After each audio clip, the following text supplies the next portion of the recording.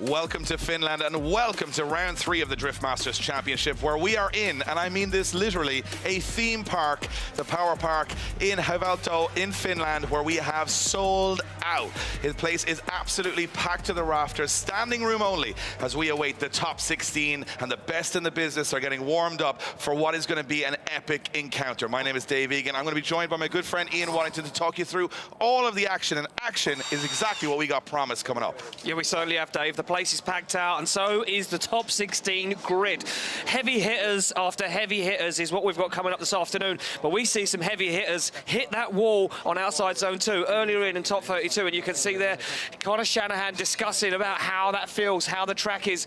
End of top 32, well, it started to dry out. Then the rain came again and completely soaked the circuit in the break. It's unpredictable, it's sketchy, who knows what's going to happen. And it's massive for the championship. If you don't get it right here, your championship hopes can go away very, very fast. Most of the drivers saying when it's dry, it is the best track on the calendar. When it's wet, it's absolutely undrivable. Well, here's where we've been and here's where we're going.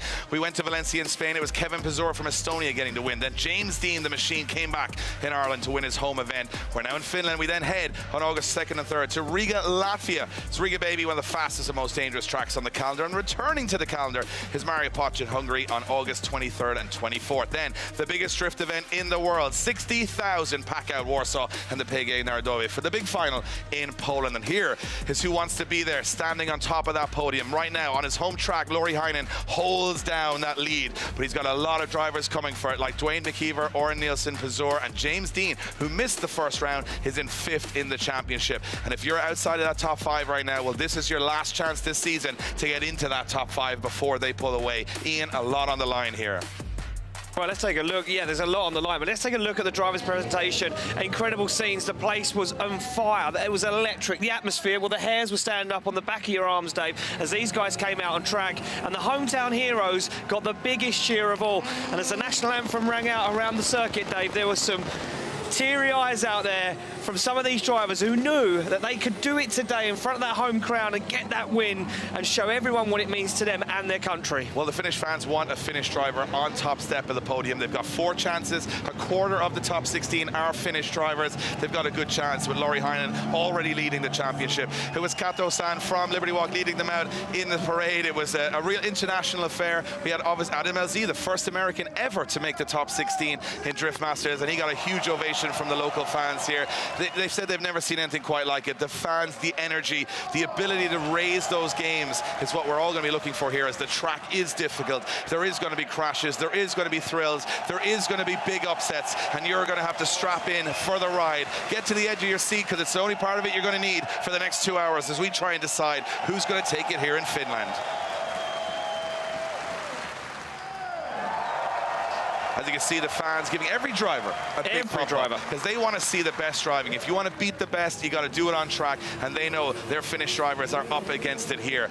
And as I said, the rain has left. Now the track will start to dry. We may predict dry battles by the end of the top 16, but can you survive to it? Can you get through in the meantime? Because we saw a lot of big drivers end up in that wall. They certainly did, Dave, and right now is at the point of the track that we see yesterday in qualifying, where it's almost unpredictable. Let's talk about what happened in top 32. Conor Shanahan, well, he made his way off the line, a solo battle, as we see here. Fluid falling from the back of Oliver Randelou's BMW meant that he couldn't get to the line in the 2 minutes allocated. He was out of competition with 20 seconds. Conor Shanahan gets a buy through into the top 16, but he'll face off against a local legend, a man that everyone was cheering for, Mika Keski-Korpi.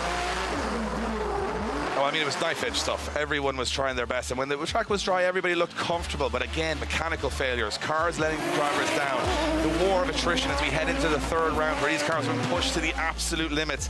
And as I said, they're patching up mistakes and problems now. They're not fixing them correctly. Will those machines last another top 16? That's going to be the question. You can see it here. It was youngster Adrenalina almost taking down Dwayne McKeever, who's sitting top 3 in the championship, but McKeever held strong and got himself a spot in the main event. Yeah, he certainly did, and McKeever had to come back swinging in this one, where he probably thought it was going to be a walk in the park when he sat in the paddock earlier on today, looking at that driver's list, thinking, it's Acer. Well, he hasn't made a move in the championship. He's not really proved himself this year, but today he proved himself, and he asked Dwayne McKeever the question, are you the best? Can you beat me? And he did, took the win and went through to the top 16. Then the rain started to fall. The second half of our top 32, sorry, had this incredible wet weather. James Dean was on a knife edge, but he got it done perfectly. Unfortunately for Clint van Aert, the Dutchman, he just couldn't get air, and he couldn't deal with those wet weather conditions and almost shut the car down in the middle of the circuit. Yeah, I mean, at times James Dean looked like he was on slow motion. The car had no grip whatsoever. You can see Clint van Aert. There isn't a rear end of a car left in one piece at this point from this track, but they're pushing super hard. It was the local hero. Look at it. Timo Peltola couldn't get out of the corner. Just got stuck with no traction whatsoever in that Mercedes diesel, and it was enough to knock him out of competition. Yeah, it certainly was. A Torrein Kavia, another Scandinavian, the Norwegian, made it through and now starts to look on form. But this is where it all started going wrong for a lot of the drivers. Adam Zalewski, the former champion, got it wrong in front of the hometown heroes crowd. Another guy that the crowd are cheering for.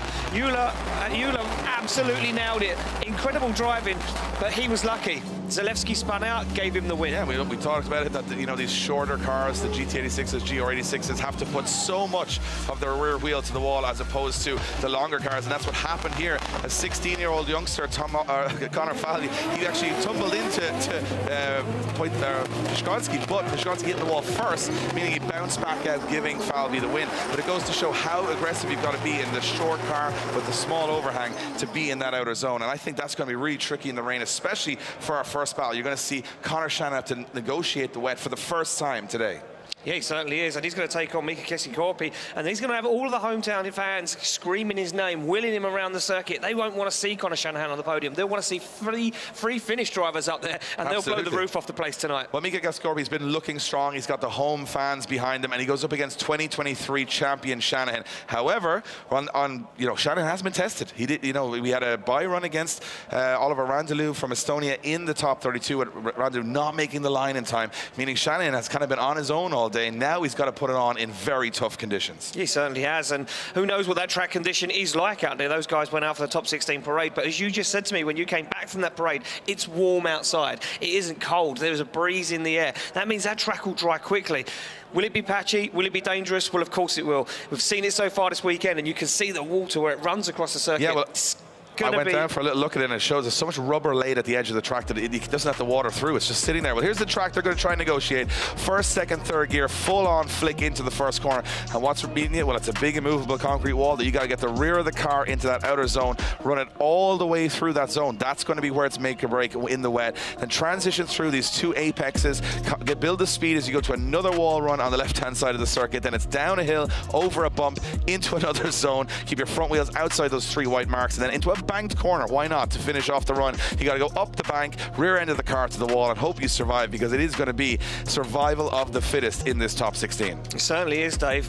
A survival of the fittest and a survival of the cars, a survival of the mental state of these drivers. And there we go. We can see Conor Shanahan down on the circuit, warming up the tyres on the back of that GT86. Will he be feeling confident? I don't think any one of these drivers are feeling confident. I think now it's just all about making it through. I'm going to put it out there and say that, as far as I'm aware, Conor Shannon qualifying first will lead this battle in, which is actually what you don't want to do, because you're the one that's testing the conditions for the first time. Here's how it's shaping up.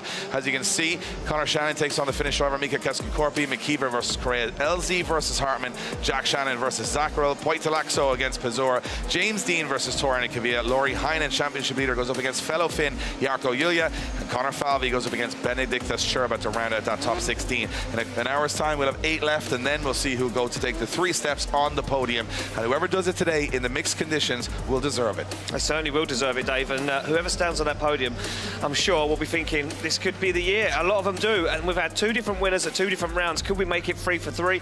Well, it's almost time to find out. As you can see, Shanahan pulling to the line. It's almost time to get the business end of the deal underway, Dave. Yeah, well, I've been looking forward to this. I know it's going to be tricky. I know it's going to be sketchy, and I know we're going to have to hold our breath, but it's fascinating. It's edge of your seat, it's tension, and there's championship hopes on the line. That's what we came here for. Time for talk is over. Time for walking is here. We are ready for our top 16.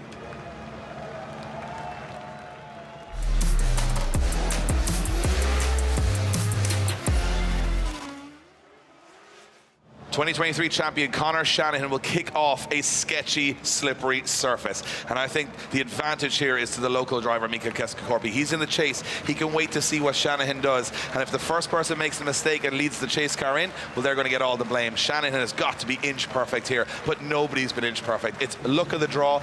We saw Kuba Piszczonski go in the wall in a GR86 and saying it's a lottery. Halfway through that first corner, there is no grip. The drivers are just going to have to hope and pray they can make it through. Yeah, it's a roll of the dice, Dave, right now. These guys, what setup are they running? Kevin O'Connell, one of the head judges, not the head judge for this event, said to me earlier on, it is a roll of the dice. What setup do they use? Do they go for full dry? Do they go for full wet? Well, we're about to find out who has got what it takes to make it through to the Grade 8. They're through the chicane, through the gears, they come down towards the start line, and a big flick from Keskikorpi. He goes early on the initiation. Shanahan takes it early. Precarious, sorry, doesn't get to that wall. Look at Keskikorpi deeper into that zone. Now he starts to find it, looking for the side of that GT86, and they're both wandering and wavering ever so slightly. Keskikorpi now transitions. Oh, and he has to stall up before making contact on Shanahan. Separation opens up, and they now start to come back down the hill. This is where they can carry the pace, but Keskikorpi in that chase position is doing a good job to keep nice and close to Shanahan as he transitions back to the second to last outside zone. Keskikorpi goes for it, looks for the wall, oh, and he tags it. Yeah, big hit from Keskikorpi. He kind of tried to dive on Shanahan, caught a ton of grip, and it fired him into the wall. I think that's a very safe run from Conor Shanahan. You can see that is why he was champion last year. Look how tentative he is here. He took no risks on angle on that wall, but he got the entire zone. He knew that it was all about being precise. It wasn't about taking any risks. And right there, look at that perfect line from both drivers. Keskikorpi actually hitting the wall a couple of times as they go through. Now watch this from Shanahan. How he transitions back here. This is good, but he misses this inner zone quite dramatically to get himself into this outer zone. So he sacrificed one. Keskikorpi doing a pretty good job of chasing him down throughout the course. To be honest, no major errors, which I expected from one driver or other. But then there is one, just one at the end, where Keskikorpi barrels into the wall and makes a big mistake just as they're coming to the finish line. Watch this, takes that narrow line, washes a little too high, and then bang, hits the wall, and it's almost fully straight coming across the finish line. Now, I'm not saying that's going to decide the battle, but it's going to be a factor. It certainly is going to be a factor, Dave, and judges will be taking a look at everything into this, and they've said that they're being lenient on some of these guys in the weather conditions because they know it's tricky, they know they're struggling. We now swap them around, we're back on the line, Keskikorpi to lead out Shanahan, and now this is where the spotters will really come into play, feeding the drivers information, what they need to do, how far to get close. Do they get on the door? Do they keep away? Well, we'll find out right now. Through the chicane they go. Keskikorpi goes for it right across the track. He's going for a big flick initiation. Maybe he wants to carry a little bit more speed than Shanahan, and he does. And Shanahan had to think about that for a second. As Keskikorpi shallows up the angle, he's going to try and drive away for Shanahan. He's going to try and avoid putting the back end into that wall, but Shanahan deals with it. Up close and personal onto the door. Shanahan's got himself in the wrong part of the circuit though, and Keskikorpi now makes a real nice line into the outside zone as he comes down. Shanahan's still onto the back bumper though as they transition through. Front wheel perfectly on the line for Keskikorpi. This is nice lead line for the Finnish driver. But Shanahan opens the door and takes a step in and gets onto the door. Oh, it's almost like watching slow motion drifting, but it's so tense. You can see Keskikorpi having a lot of wobbles on that first corner. He had a lot of wavers, but then he did have a good exit from the corner, and Shanahan had a little mistake afterwards as he got pinned on the inside of the circuit. I think the inside a lot grippier and tougher to keep that proximity. Chase car struggling not to straighten on the inside. Watch Keskikorpi just kind of wavers. Look at that front steering, a little bit of input there. Shanahan sort of gets himself caught on the inside. Look at that, just kind of wavering and wobbling. But again, it's so difficult. The conditions are horrendous right now. Yeah, they certainly are. They're horrendous out there, and these guys are doing an incredible job to even make it round the circuit, especially when seasoned pros like James Dean say that you don't even know what to expect every time you initiate. The track conditions change every single run. Keskikorpi didn't put down a bad lead line. That just encouraged Conor Shanahan to gain a load of proximity. Yeah, and I think this is different, right? Well, you know, the Keskikorpi's hitting the wall in the chase, Conor Shannon's on the door. Is that where the difference is over the two runs? Very hard to say. We're going to find out, though. Going through to the top 8 is Conor Shanahan. Conor Shanahan gets the win and goes through to the top 8. And surprisingly, as far as I'm aware, his first top 8 this year. Yeah, it certainly is, Dave, yeah. Unfortunately, not been able to make one so far. Mechanical failures, knocked out in top 16s. Now, look, everyone respects good driving, but the Finnish fans not happy that Mika Keskikorpi is eliminated. Silence. Silence. No cheering now. Well, they still have another few drivers in there, but I think for Shanahan, it was the clever approach of the two runs. Much smoother in the lead on the outer zone. Keskikorpi wavering and wobbling, and then again, look at that last corner.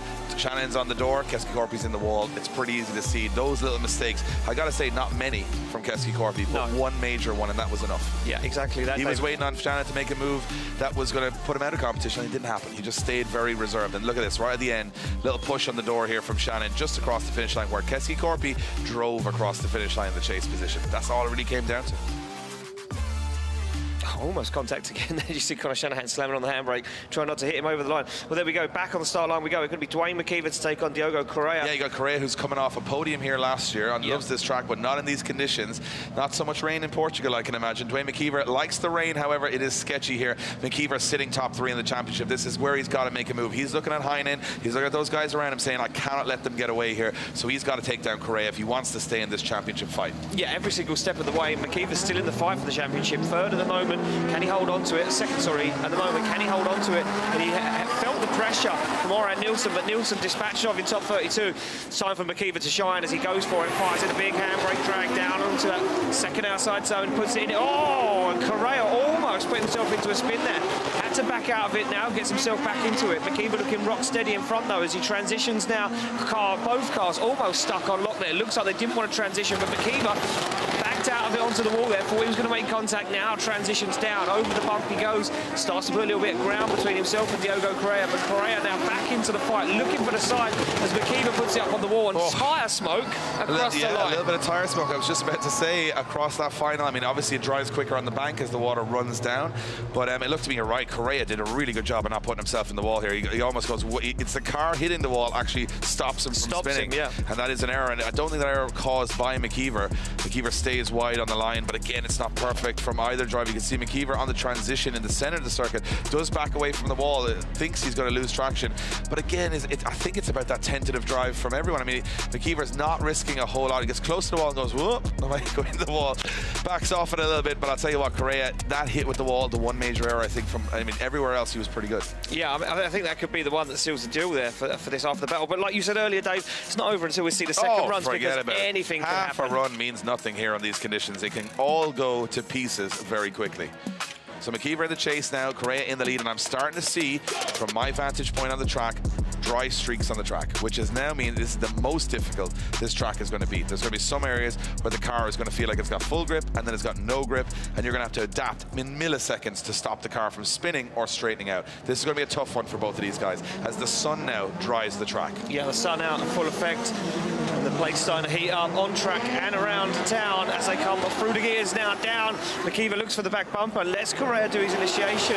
Very slow, a lot of handbrake in there from Correa, but he's in the wall again and disposes of even more body panels, and he's in the wall again. He's wobbling and wavering, and McKeever has to shallow up massively as they come around. Big angle dialed on from Correa, but McKeever way on the wrong line there in that inside zone. How a judge is going to deem that one as Correa comes down, looks for the transition, times it perfectly, but he's a little shallow. He's on the wrong line coming into this outside zone, and McKeever's having to deal with it. This is not the best lead line from Correa as they get up close and personal on the wall. Now, a couple of moments from both drivers there, but I'll tell you what, it looked to me like Correa almost over-rotated at the end of the first corner, which meant Dwayne had to wait for Correa to come back around because it's so slow there, and I think it's very hard to chase through the center section of the course. Now you're seeing the drivers adapt again. Correa using the wall almost like a pinball machine to come back into this, but as you can see, Correa gets to the end of the corner, hits a wet patch, and goes on big angle just after. He feels like he's got the grip, and then all of a sudden here he goes on huge angle, and McKeever's just waiting and waiting and waiting for him to come out of that corner, and it's going to be very, very tough for these drivers to gain proximity consistently through the course when the lead car, you know, the driver themselves don't know what's going to happen. No, exactly. So well noted here that he was on the inside of those white lines, which the judges said they want you on the outside of those lines, front wheels to those lines. And the only thing hot on this track right now is the pyro going up behind the concrete walls. But both these drivers won't know. They won't know which way this one's going to go. It was a sketchy one, but going through to the top 8 is Dwayne McKeever. Dwayne McKeever gets the win and goes through to the top 8. And yeah, I can agree with the judges on that one. I think you look at Correa, had the 2 big hits with the wall. They were heavy, they were tough. Yeah, they were. And it messed up his line. And again, it's down to just 1 or 2 moments. I think you can look at Mika Keskikorpi and Correa going into that first wall. That's where you're going to lose it. If someone doesn't do it and you do it, it does stand out quite, you know, your steering wheel straight for a moment. It does exaggerate things. Look at the rear wheel. Oh, the wheel is an absolute piece. That was from where he hit the wall. Look at that. There's no edge of the rim. How is that tire holding air? That was what I was trying to look at a minute ago. That is just... It makes me feel sad when you get a slow puncture now in the car, when these guys are driving around with full air in the tyres. Full air in the tyres, and half a wheel. And half a wheel. I mean, it doesn't make any sense. Yeah, look at this, a big hit from Craig. He does well to correct it, really well to correct it and get back on it, but it's the bootlet just flies in Dwayne McKeever's in his passenger window. I'll tell you what, it is tough going out there. So we move on to our next battle. It will be Adam LZ representing the USA going up against Pontus Hartman from Sweden. Pontus Hartman on a great charge right now. He's been picking up a little bit of momentum every single round. LZ not qualifying on around, the conditions catching him out, making some changes to the car. Now it looks like he's really dialed in. Of course, running a very similar car in Europe to what he is in the USA, so he's jumping from one to the other. This is his first ever top 16 in Drift Masters, and Pontus Hartman is going to be a tough opponent because Pontus doesn't make too many errors. So let's see what happens when they come off the line. Yeah, off the line they go. Hartman will want this one. He'll want to steal the thunder from Adam LZ, but LZ goes for a nice initiation. Very tentative, but keeps in control. Puts the back end of that E36 into the wall. Hartman almost hits him. Puts himself into almost a spin. Oh, and LZ hit the wheel. LZ snapped a rear arm on the back of that BMW. Can he hold on to it? Oh, and the wheel now making smoke where it's at a complete wrong angle. LZ absolutely flying. He's staying in it. Oh, the wheel goes under the car. Oh, that's a big hit. The wheel went under the car, hops the car up, and it's going to come back to that first corner and the collision between LZ and Pontus Hartman. Who caused the collision? That's what's going to happen. And you know, if we look back historically, it doesn't look good for LZ here, as the driver going in the wall first seems to get blamed for a lot of it. But I mean, I was just about to say that even if he finished the run, he wouldn't have been able to finish the second one. He wouldn't have been able to start the second one with the damage on the car. This is a pretty big hit here on the left rear. Yeah, there's definitely contact. I don't know if you can see it from that angle. You can definitely feel it from that side. Hartman hits the rear of LZ's car very hard there. Watch this. Boom. Oh. But it's already this side of the car is already affected. So it's again, he's got hit both sides. And I think that Did Pontus Hartman push Adam LZ into the wall? That's what we're going to look at. Well, I mean, this is where we're going to have the judges come in and explain. But to me, there's a collision on the first corner. It looks to me like, I would imagine both LZ and Hartman going a little too hard. Probably getting in the wall. Look at this. This is dramatic. Oh, my goodness. The wheel goes under the car. Have you ever seen anything like it? The carnage this weekend has just been... We've seen... Look, he's up on 3 wheels. 2 wheels. Well, that's not ideal. Adam LZ having some big hits this weekend in a brand new chassis. Look at this. Wow. He's on 2 wheels. A reverse wheelie going through the track. I've never seen anything like it. Well, you come here for action, you come here for unpredictability, and I think you're getting it in spades this weekend. And look at this. Look at the scenes. Take a screenshot of that. The spring came out of the rear of the car. Out of the coilover, come out of the back of it. Oh, my goodness. Look at that. Well, Dave, I have got some news just coming across my headset now. Adam LZ is deemed at fault. It wasn't affected by Pontus Hartman, so Pontus Hartman will get a bye run if that car is safe to continue. Yeah. Unfortunately, look at the 2 rear wheels. Oh. The 2 rear wheels are facing each other. So one from Pontus Hartman and one from hitting the wall. And he still tried to continue with no suspension. We got to go down to Becky trackside with Adam LZ. He was on 2 wheels coming through the course, Becky. That was a wild ride. Absolutely a wild ride, Dave. I've just delivered the news to Adam here that the judges are deeming him at fault, and we're going to give him a chance to speak from his point of view what happened from inside the car. Yeah, honestly, I don't really know how I could be at fault, so I'd like to know. I felt like I don't even know if I touched the wall. I think he crashed into me. Maybe something happened that I don't know, but I'm looking forward to hearing the judge's explanation. And obviously, when the wheel went from underneath the car, could you feel it starting to go and thought that you could finish that run and maybe just hold on to it to get through the end of the course? But as we can see, the damage is just a little too extensive. Yeah, I thought the car was fine. It felt fine coming around that corner. I think maybe something had gotten weak, so then when I made that last transition, it just broke. But I tried to finish the run. Well, you tried your best. Unfortunately, this is the end of your road here in Finland, but we are looking forward to seeing you very, very soon at the next round, and you'll get your judge's explanation. Thank you. Guys, back to you. Yeah, thanks, Bex. We're going to go over to Vernon to explain it. So a similar situation that we saw earlier on. First car to hit the wall, bouncing back into the second. Is that what we're seeing, Vernon? Yeah, you got it right. You saw him bouncing off the wall, and I think it damaged the rear wheel already. So from that point on, it was just on him, and Pontus hit him because of Adam going off throttle. Yeah, that makes sense, Vernon. I'm just about to say, obviously, the biggest damage on that car is on the the right-hand side of the car. So that was not where Pontus Hartmann hit. So hitting that wall did that damage, and then Hartmann came in there. And that's a lot of damage to the back end of that car, Ian. Yeah, it's a lot of damage. And you know what, even I feel like if it wasn't Adam at fault and the judges it swung the other way, I don't think that Adam would fix that car in that allotted 10-minute competition timeout to get out and do a buy run anyway. No, and I'll tell you what, to me it's the same. We see a lot. If you go in the wall as the lead driver and you hit it hard and then the chase car collects you, they expect the chase car to be close. They don't expect you to suddenly bounce back into them. So we're going to see a lot of that as it plays out over the competition. So just keep an eye on that one, because we saw it in the top 32 between Falvey and Pishkonsky, but Pishkonsky touched the wall, bounced out and hit the chase driver, and they're deeming the lead car at fault every time for that, because obviously you're not meant to hit the wall. You're meant to just smoothly go around it. It's not meant to affect your steering. And I think going in there in that particular case. So Pontus Hartmann, I'm sure will be given some time to check his car at this point. He's not deemed at fault for the collision. But it goes to show how knife edge, when we were only getting halfway through the first corner and these battles have been decided. Yeah, so Pontus Hartmann just taking an opportunity to warm his tyres up. It has been a bit of a wait to get Pontus back to the start line. So he will have to complete a buy run, and that is only, as you know now, from the situations that have happened all day. We're learning. We're learning.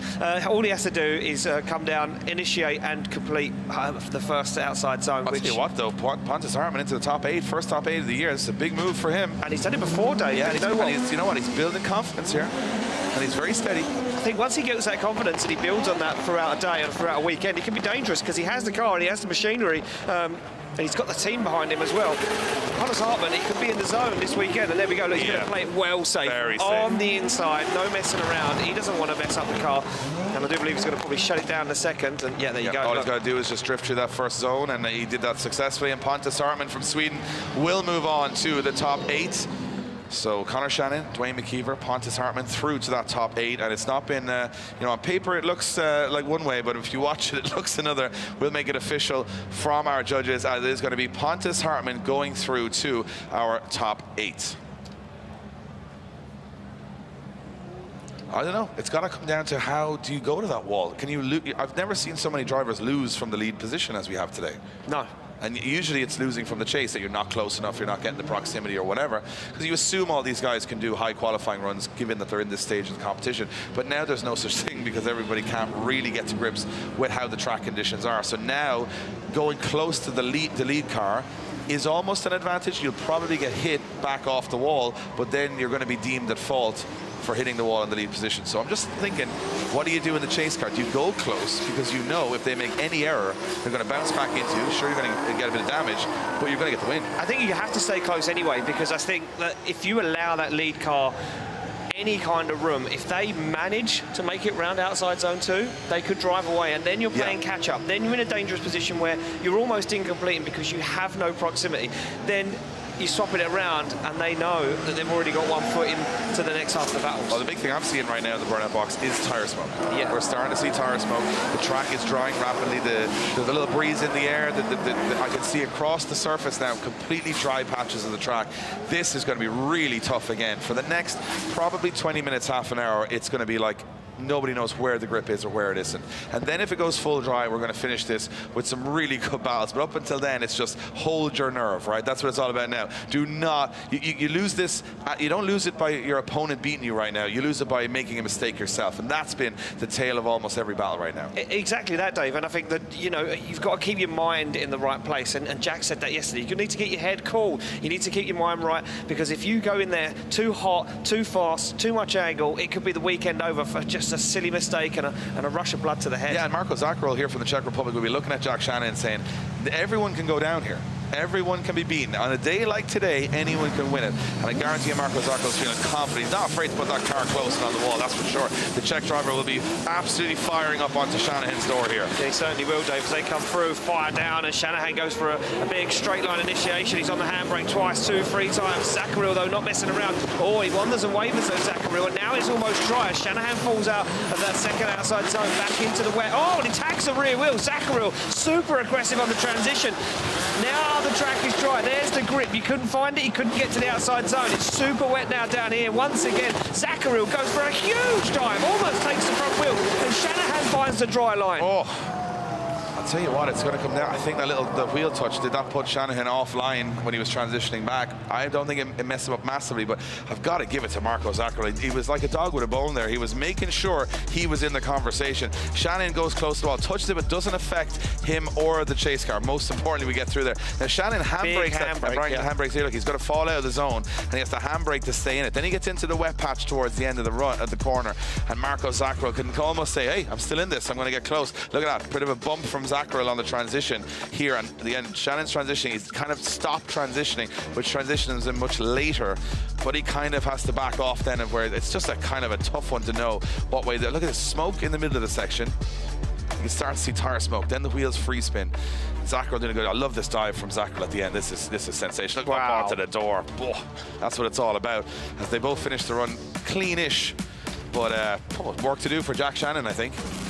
Zaccarelli doing a good job in the chase run.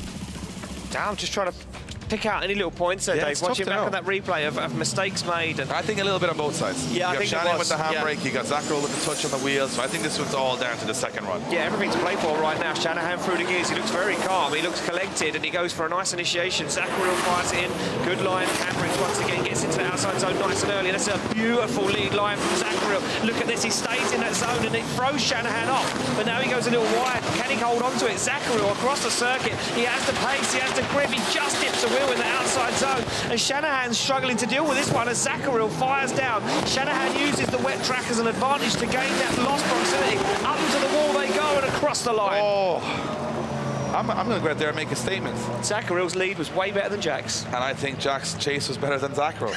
So I think that all did come down to the second run. Yeah. Much better proximity through the whole course from Shannon, but of course he's getting that because Zaccarelli is on a banger of a lead line. Unbelievable lead line from Marco Zaccarelli. Put the car exactly where the judges want to see it. Look at this, completely fulfills the outside zone. And it throws Shanahan off. You can see Shanahan physically on the inside going, "What? How are you doing this?"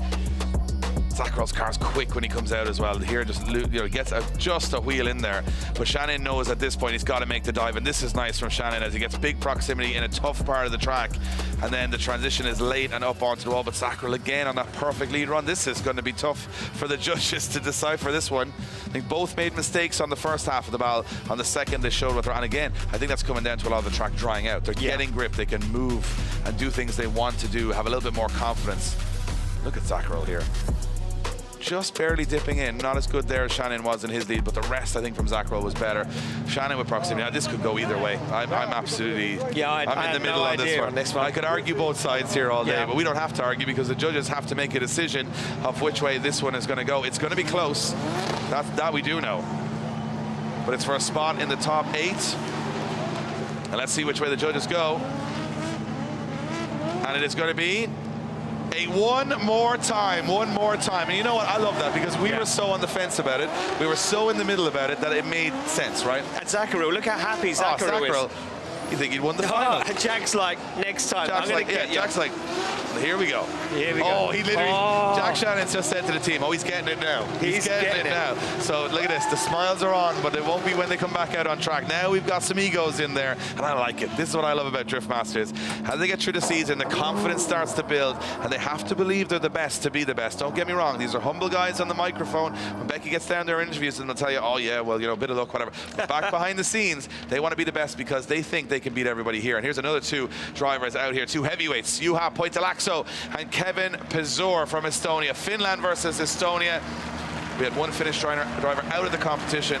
Right now, Juha's looking super strong. Man, look, yesterday in qualifying, he came out of nowhere and put a 97 on the board, and I thought he was going to top it. Shanahan was lucky, a second higher qualifying score, got in the position of first place qualifier.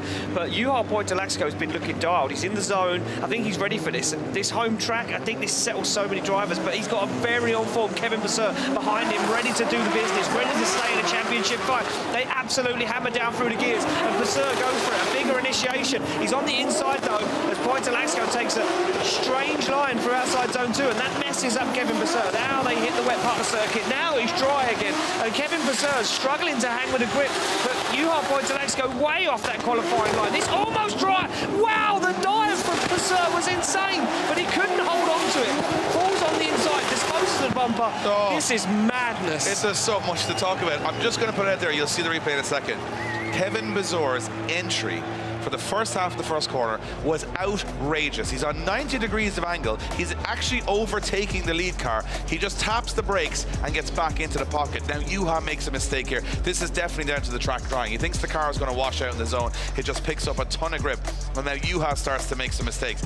He transitions here, and then you can see, watch a little bit of tire smoke starting to build on the back of the car. And now Juha doesn't expect that the car has so much grip here, he can't get to the zone. So Pazur is on the inside of the track, coming at this now way too fast. He's on the inside, barely drifting, fires through. Now wet patch. Pazur loses the back of the car. He gets out here in the dirt. He does put 2 wheels off, which to me, if we listen to the judges yesterday, is an incomplete, yeah. Is an incomplete. So regardless of me talking through all those mistakes, it might just come down to those 2 wheels off from Kevin Pazur being an inactive. So whether Rintalen's line, or not Rintalen, sorry, yeah, Poitalaxo's line it messed that up, I don't think so. He kind of came in on a wild dive. I mean, that's just my initial thought. Hey, but I mean, we're just watching this as 2 random like guys. You guys are. We have no idea. The magic tape is definitely back out again for Kevin Pazur's car, and God, the damage, just the carnage, you know. This was a brand new car for 2024, 2 rounds ago. But it's not now. A good time to bargain him down on Never price. raced or rallied, Dave. Never raced or rallied. Here we go. Second half of the run. Kevin Pazur in the lead. Juha in the chase. But Delaxo now has to be careful on this initiation. He goes in hot, he goes in close, and they are close to that first car. But Pazur's on a terrible line, and it looked to me like, but Delaxo's shut down. So what happened there? Is there a problem with Poitalaxo's car that was caused independently, or was it from the collision with Pazur? And if it was the collision with Pazur, then I think that was Pazur's fault because he was on the wrong line. Anyway, doesn't matter. There's an incomplete on the first run from Pazur. Does that also put it as an incomplete from Poitalaxo, which would make it a one more time? I have no idea anymore. I'm getting some chat in my ear, Dave, and I'm telling you now, we're going to get an onboard, and you're going to go, whoa. Big statement, Ian. I'm just telling you. I'm ready for the whoa. Oh, you ready for I'm building up the whoa. Watch it. Oh, I thought he was going to get the onboard. Oh, Red Bull TV teasing us, not giving us the onboard just so he yet. comes in, he breaks, he hits him. I don't think that the hit was anything to do with it, but I already know what's gone wrong, so, okay, so we're going to see it from the onboard, okay. But watch it from the... Oh, it's too late on the onboard. We missed it from... Oh, he's lost the handbrake. Told you it was an O, didn't I? He lost the handbrake. That's what happened. Oh, no. Was it an O moment? Or was yeah, it look, the car just dives through. Doesn't do anything. I'm going to say Pazur is lucky because he's on a bad line. Bad line. So he got away. Oh, look at that. He pulls the handbrake. Watch. Wait, here we go. Whoa. Nothing. Right, but hold on a minute. What does that mean? 2 incompletes. That would put it as a one more time in my books. That would be, if I'm looking at my abacus. But now that means the team has to get that handbrake fixed. Pazur has to go back and think about what he's doing. He needs to get that car dialed in, needs to get himself dialed in. If this goes one more time with 2 incompletes, Juha Poitalaxo and Pazur have just been handed a gift, and here it is, Dave. It's going to be a one more time. What a gift for both of these drivers. I think Kevin Pazur is thankful because that entry wasn't great from Kevin Pazur, so I know he's getting another chance. Juha's going, how am I still in this? He couldn't even get out of the car because it wouldn't stop. Well, you got to remember, he didn't see what happened to Kevin Pazur behind him, dropping the 2 wheels, so he would have known nothing. Look, he is. He's like, how is it a one more time? He's like, how is that one more time? What happened? I straightened. Is it the handbrake's broken? Pazur's laughing like... Pazur's going, I got away with it. I got away with it. I just had a handy one there. Yeah, Pazur drops the 2 wheels and he goes, oh no. And all of a sudden he's back in the game. So championship very much alive for Kevin Pazur still. But a little sly smile. He's like, I don't know how that got away with that. But Juha's also happy this one more time's happening. But I wonder if Juha Poitalaxo has any brakes in the car because he couldn't stop it on the foot brake either. Oh, he went past. Yeah, so I wonder how far he overshot the... So what? So maybe a pipe burst? So maybe a pipe's failed. Yeah, look, he's looking under the car. I wonder if he's had a brake line pipe failure, and now have they got the parts to fix that? Well, the Finnish fans are happy because they thought it was all over, but it's not all over as it goes one more time. And Juha now saying we better get back into the pits and get these. He said we need to push the car to see if there's brake fluid leaking on the track, which there could be. Yeah, brake fluid on the track, so it's leaking from somewhere, which is probably a good sign because it could be a pipe or something that can rebleed those brakes, but they have very limited time, right?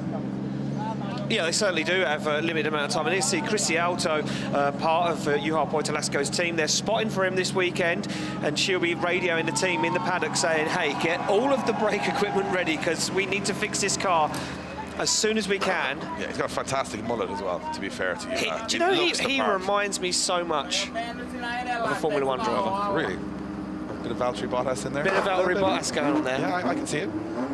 So now he's going he has no brakes in that car. So he's about to just plow into the water barriers. Maybe Kevin Bezour will give him a push in. So this is just drama on top of drama, and you can see it lining up behind you. Another massive heavyweight battle. When does it end? It doesn't end. It doesn't end. James Deane goes up against Tor Arne Kvyat. James Deane saying it was a mess in qualifying. It's impossible in the wet and dry. The track is drying rapidly right now. I mean, I'm telling you, 10, 15 minutes, this is a full dry track. James Deane, what way does he approach this? What way does Kvyat approach this? How hard do they go into that first corner? Because if you expect it to wash, you're going to be offline. So our safety marshal is out on circuit at the moment. There is a hold up on the track. We are going to have to put some granules down, Dave, to soak up some of that brake fluid. And I think our safety marshal is going to take a little wander around the track on his moped just to make sure that there isn't any fluid all over the place. As, you know, we want to make sure the track is safe for everyone. Well, it looks to me like this was just from the car stopped up. I think that's not online either. That's just on the run-up, so it's not a bad place for it to be. But I will say, look at that, massaging it into the ground. Oh, there. I like that word, massaging it in. Pretty good. So we got James Deane in the lead, higher qualifier, Tor Arne Kvyat, but looking strong, Kvyat, in the rough conditions. I would say we're now having a look at the track and seeing, do we have any brake fluid on the circuit right now? And it's hard to tell because you've got patches of water and you've got patches of fluid everywhere because it's half wet and dry. So whether it's brake fluid or just the conditions, they're having a quick look out there because, of course, it's dangerous. You know what I mean? You got to make sure everything's okay. It's dangerous enough as it is. As it is, it's dangerous enough. You can see the marshals just explaining to everybody what's going on right now. And these have been amazing all weekend, the marshals here in Finland. They've been on it from the start, but it looks like the track has been given the okay and the all clear. 27 members of track staff alone. Wow, and they need every one of them here because we've been recovering bits and pieces of every car on the grid. We're going to go back to it.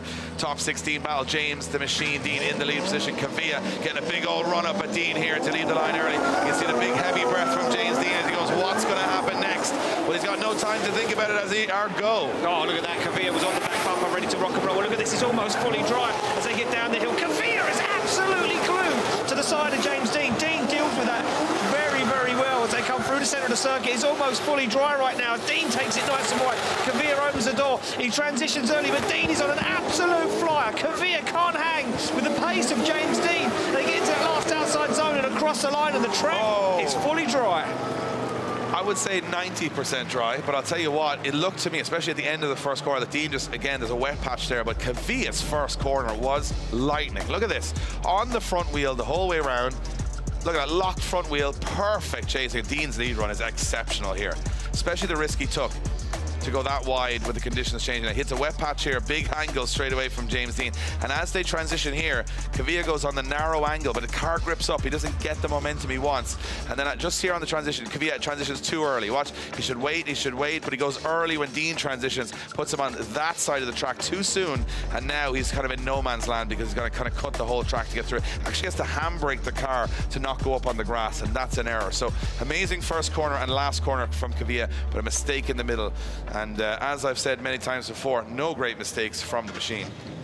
There we go, back on the line they go. Kvyat now to lead out James Deane. Deane's got to go for it here. He's got to go for it. There was big proximity from Kvyat. Deane has to go for it. Yeah, and Kvyat needs to lay down a perfect lead line. Has he got it in the bag? And it goes nice and wide on initiation. Now he's full throttle, goes for the wall. Dabbing the foot brake, he's nice and deep. Deane flicks it on. Now Deane's on the inside of the circuit. Now Deane is struggling for proximity as Kvyat fires through the middle of the circuit. Deane's over the curb, hopping wheels as Kvyat fires a spoiler in Deane's face. Down the hill they come as Kvyat goes for the transition. Oh, and a big flick from James Deane as he goes for the back bumper, and Kvyat's on the wall. Oh, that's sensational driving in these conditions. Absolutely sensational. Kvyat, I think, knew he had the error. Yeah. And he went for the big one, and he got it. That is a 90-plus run from Kvyat. But Deane, you could see he had a struggle here at the start. He got on the inside of the track. There was more grip there than on the outside. So the lead car is going slower than the chase car, which you can see Deane struggle with and get on the inside. But from there, James Deane just, pulled up his socks, transition, and then look at Kvyat's line here. Absolutely unbelievable. Blows the spoiler off the car. It's unbelievable. But Deane doesn't make the same error Kvyat does. He waits. He stays on that side of the circuit, meaning he's right there. So where Kvyat's making the big mistake, Deane's using it to his advantage. So what a transition into that last corner that was. Oh, incredible. Unbelievable. Look at this. Look at this. Look at the spoiler. Oh, it's good to watch. The spoiler's just like, way, just thrown into the background. Oh. Good to watch. So good. So good to watch. And it goes to show how good this track is when you get good conditions. And the conditions getting better and better, run by run. Run by run. Still a few wet patches out there, but it's drying. I'm going to say 10 minutes from now, you got a full dry track. And that's going to say a lot for our one more time battles that we've got coming up. Yeah, well, you look at the Pizzura and Poitalaxo. They went out in the wet, and they're probably going to go again in the dry. And Jack. So we got a decision in from James Dean and Tor Arne Kavia, who's going to go through to our grade 8. And now the boys are sweating down there. There's so much sunshine. This is a crazy day of action. We don't have a decision. We don't have a decision yet. We're still discussing. Yep. Oh. You think it was plain and simple. I thought. You thought. That's the problem. You thought. Does Dean straighten in the first corner? Is that what they're looking at? No, I'll tell you something else, Dave. Dean had a wheel over the curb. Okay. Let's have a look at this again. Lead position. There's James Dean. This is a slippy moment here. That's where it's wet. Kavia does a good job. Now, Kavia loses it, but Kavia stays on the track. Dean goes wide. This is a mistake for me from Kavia. Kind of goes too early. The speed James Dean came down there is crazy. But Kavia does a good job everywhere else. Now, I want to see you're right. I want to see the chase from James Dean. First corner wasn't super smooth. And we're going to get a decision. A decision for the top 8 is coming in. And it's a one more time between Kavia and James Dean, and nobody's complaining. But I got to run it back to you, Vernon. We were looking at it where you saw some mistakes from James Dean there. I'm interested to hear. Yeah, it was a really tight battle, to be honest. Well, with James, we saw he was in his lead. He was a little bit tight on the inside. Other than that, he was doing a really good job.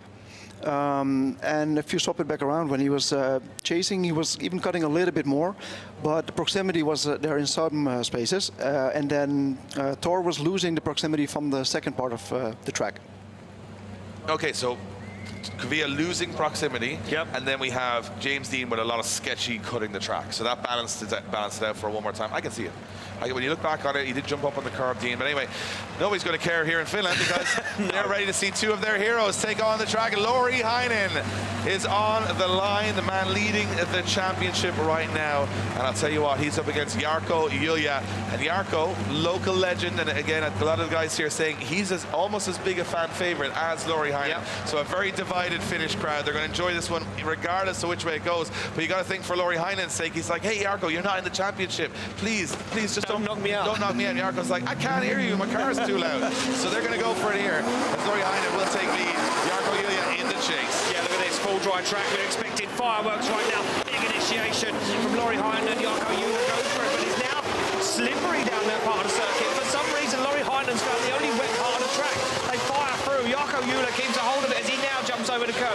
Goes deep into the wall, goes Lauri Heinen as they fire down to the outside zone. Jarkko Julia still hanging on. Can he hang with him on the last part of the circuit? He's going to have to shortcut the track to get across the line. Well, you know, I think Lauri Heinen did a great job there. I think he got frightened on the first corner. I think he went through a small wet patch and he locked the brakes to not spin the car, but actually slowed him down too much. Yeah. He was too cautious. Watch this. Lauri's on a really good line here. Fantastic. And all of a sudden, kind of just stops. And Jarkko Julia goes, oh, okay, I'm back in it again.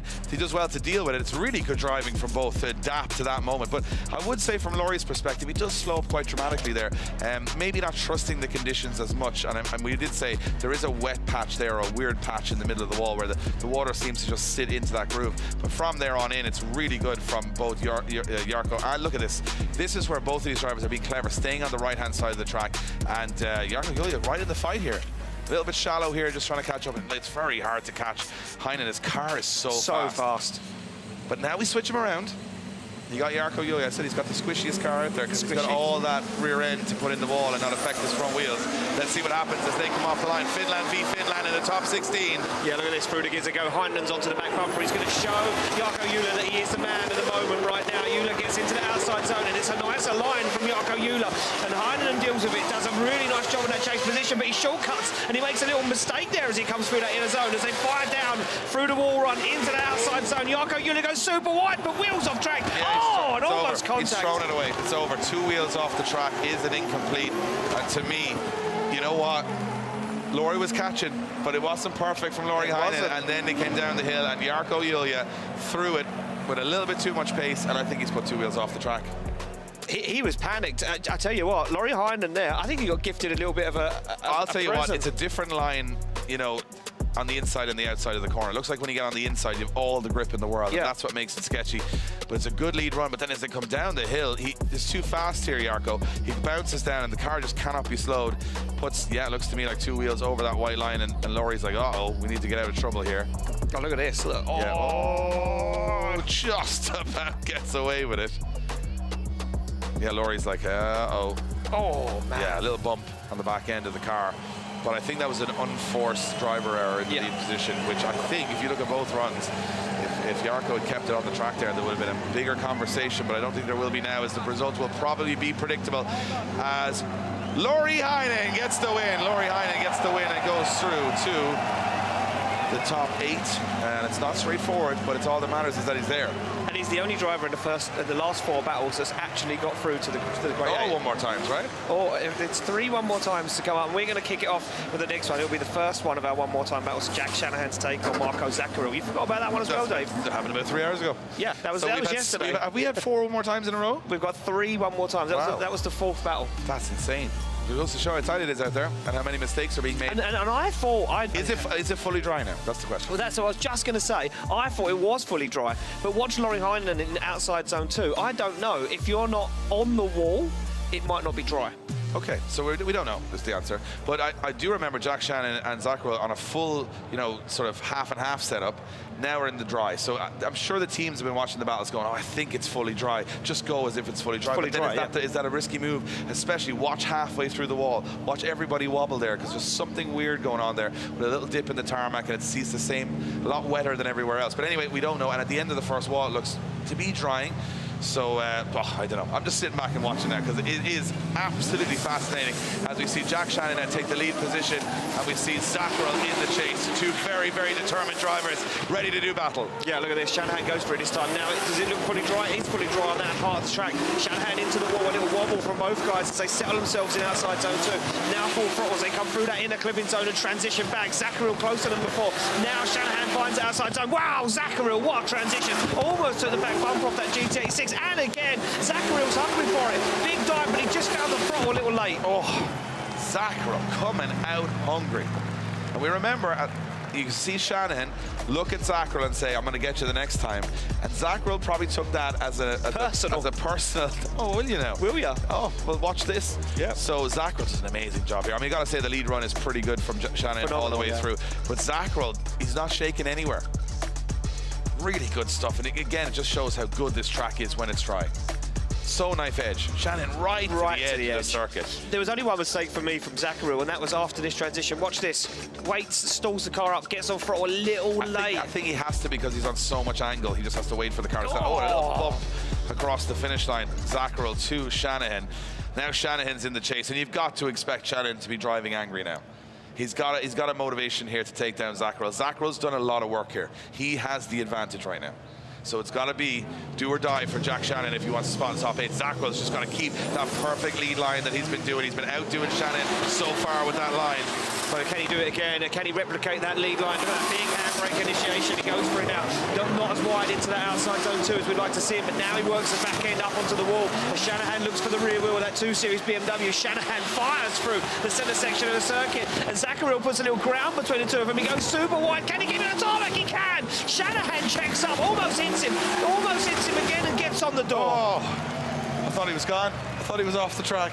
I thought we were going to see what happened to Jarkko Julia. Same thing. It seems to be really slippy on that, and that bump unsettles the car. Yeah, massively.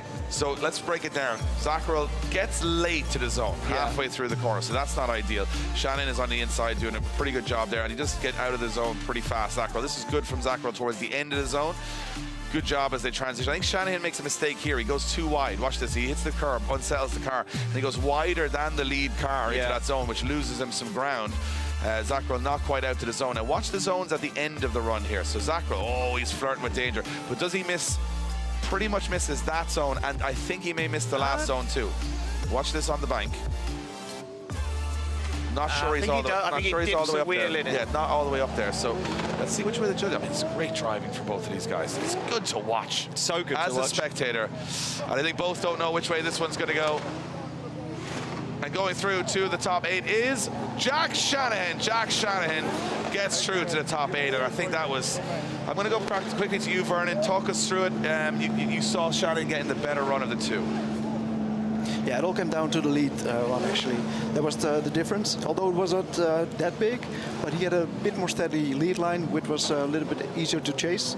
So, yeah, that came down to the win. So, yeah, good proximity for both drivers, but it looks, again, as Vernon said, the lead run's being weighed so heavily this year. Yeah. And with, yeah, so when we move it along, we'll get back to a bunch more one more times. And this is not a one more time. This is the first battle between Connor Falvey and Benediktas Chirba. Now, Connor Falvey, 16 years of age, he's the youngest driver on the grid. He's got through Kuba Pishkonsky in the top 32. Benediktas Chirba did not get tested. He had a free buy run in that top 32, but Chirba has way more experience than the youngster Falvey. Yeah.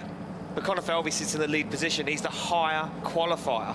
So Connor Falvey on a better lead line than Chirba. Can Chirba hang with a 16-year-old, or will the new young blood in the championship come through and steal the crown? And did he steal the thunder? Well, he's coming through the gears down for initiation, and Chirba's all over the side of the S15. But then he gives a little separation. Oh, and Falvey tags the wall and upsets the car, but he starts to pull away now. Chirba shuts the car down mid-track as parts off of Falvey's car disappear in the background. And Connor Falvey puts foot to floor. Can he hold on to it? Can he complete this run? Or did Benediktas Chirba deem anything there to knock him out of competition? What has happened? Was it a rebound off Falvey's car that caused the issue? That's the question we're going to have to ask now. What happened with Chirba's car? Did he hit Falvey and cause an issue? No, he's looking at something electronic. Yeah, so it's the electronics in the car. He's looking at the dash, and these guys all run digital dashes and what they call a PDM. So let's look at this again. Was it... Falvey goes way too hot in here. There's no contact. No contact between the two cars, and Chirba just shuts down. Watch Chirba, watch him in the car. He tags the wall as well. He's driving along, and then he looks at the dash straight away. He's looking at the dash. So something, yeah. And does the car cut out? The car cuts out. Look at, there's no smoke, Yeah, the nothing. car cuts out. How bizarre. How bizarre that the car cuts out. You see Falvey just tearing pieces of S15 all over the track. But Connor Falvey's not going to know any... Oh, God, that is big damage on the back. Big damage. He's damaged the radiator. And it split the radiator on the back of the car as well, and it's pouring out steam on the back of Connor Falvey's car. So we have an incomplete from... And this could be a case of he's not safe to run, he would be out of competition. So this could be swinging back the other way very quickly. So he's losing coolant. Yeah, look, he's losing coolant out of the car, which means Marcin won't be allowed to send him. I'm trying to listen in to see what Benediktas Chirba is saying to our start line marshal Marcin. And Benediktas' car is off. Look. Yeah, he has the car off at the moment for some reason. So I'm not sure what exactly is going on. So here. How does this even play out? Oh, he's trying to turn the car on. He's saying it won't start. Oh, it will start. There you go. He slowed you down or what? Why did you hit him? Because he hit in the wall. Okay. But your car is okay?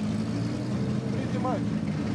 So Chirba's saying that he shut the car down because Connor Falvey hit the wall. But now the judges won't deem it in that way, Dave. No. We've got to look at it on a technical platform. Benediktas Chirba will be saying, look, I shut the car down because he hit the wall. But the judges will be saying that he continued the run. Yeah, there was no contact. There was no contact between the two guys. The judges will say to Benediktas Chirba, look, yes, he hit the wall, but you should have continued the run because Connor Falvey was able to complete the run. That's the point where the radiator got hit. And also at this point, Chirba is trying to drift at this point and then shuts down. So it's a strange one. Now, Falvey's got a bent radiator here. It's definitely split. But I'm not too sure what the situation is at the moment. So he's got a bent radiator. It's not leaking fluid, but it could be, and it could be unsafe. So Marcin's going to have to make some big calls here. But now that could just be water holding in the radiator from the overflow. You don't know, Dave. Or does he run the car with no radiator? So I'm just trying to listen. Yeah, we're trying to listen in. We're sorry for the pause in our commentary, ladies and gentlemen. We're trying to listen in to hear what Connor Falvey's saying to our start line marshal Marcin.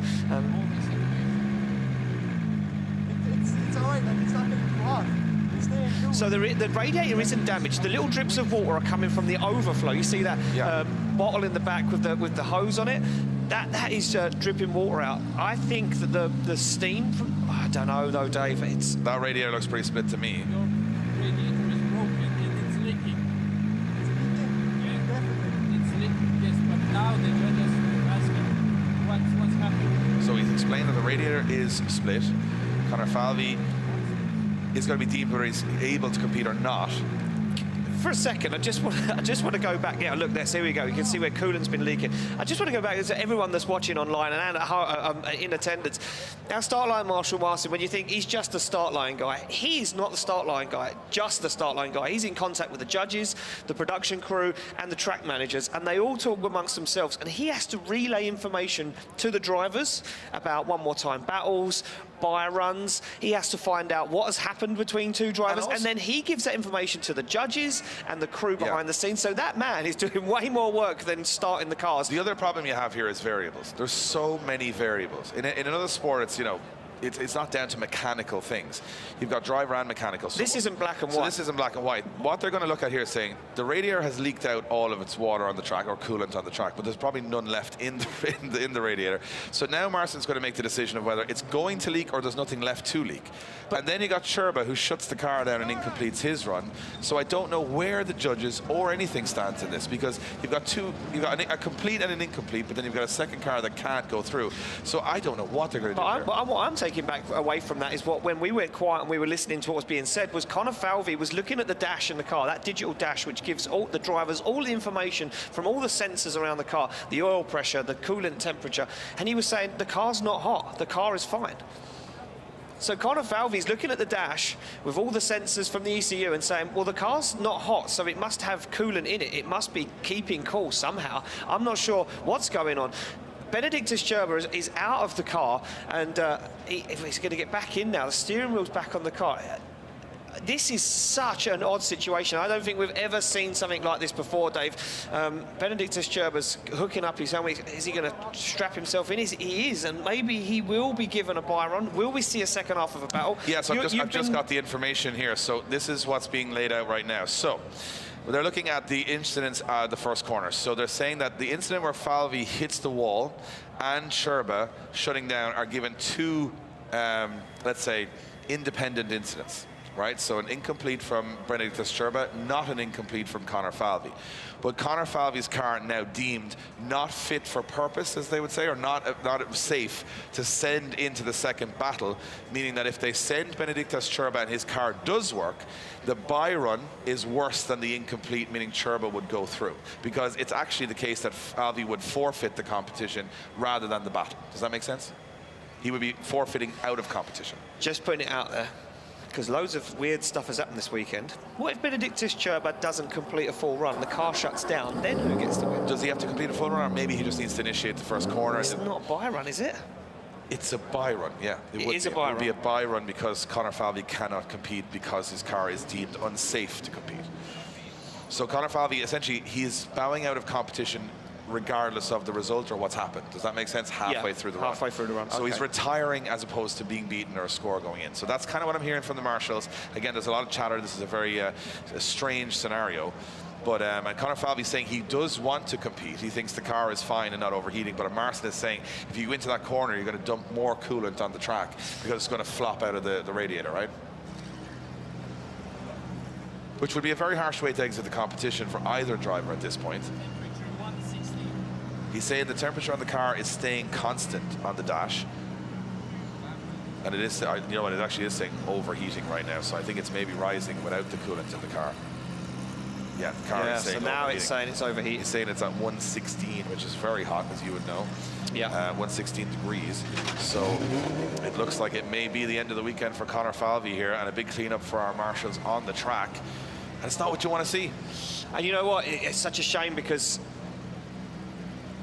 it's just too heavy a hit with the wall. That's all it takes. It could have gone one way or the other. And do you know what? There were so many different things that happened in that battle that it just threw everybody in the air. Yeah, and I think if you go back to the decision, you know, Sherba saying that he shut the car down because Falvey hit the wall, I think, you know, I think if you look back at it, I think that car just shut down on its own. However, Sherba, you know, in the heat of the moment might have thought that. He might have said, you know, I need to back out of this, but it's hard to know.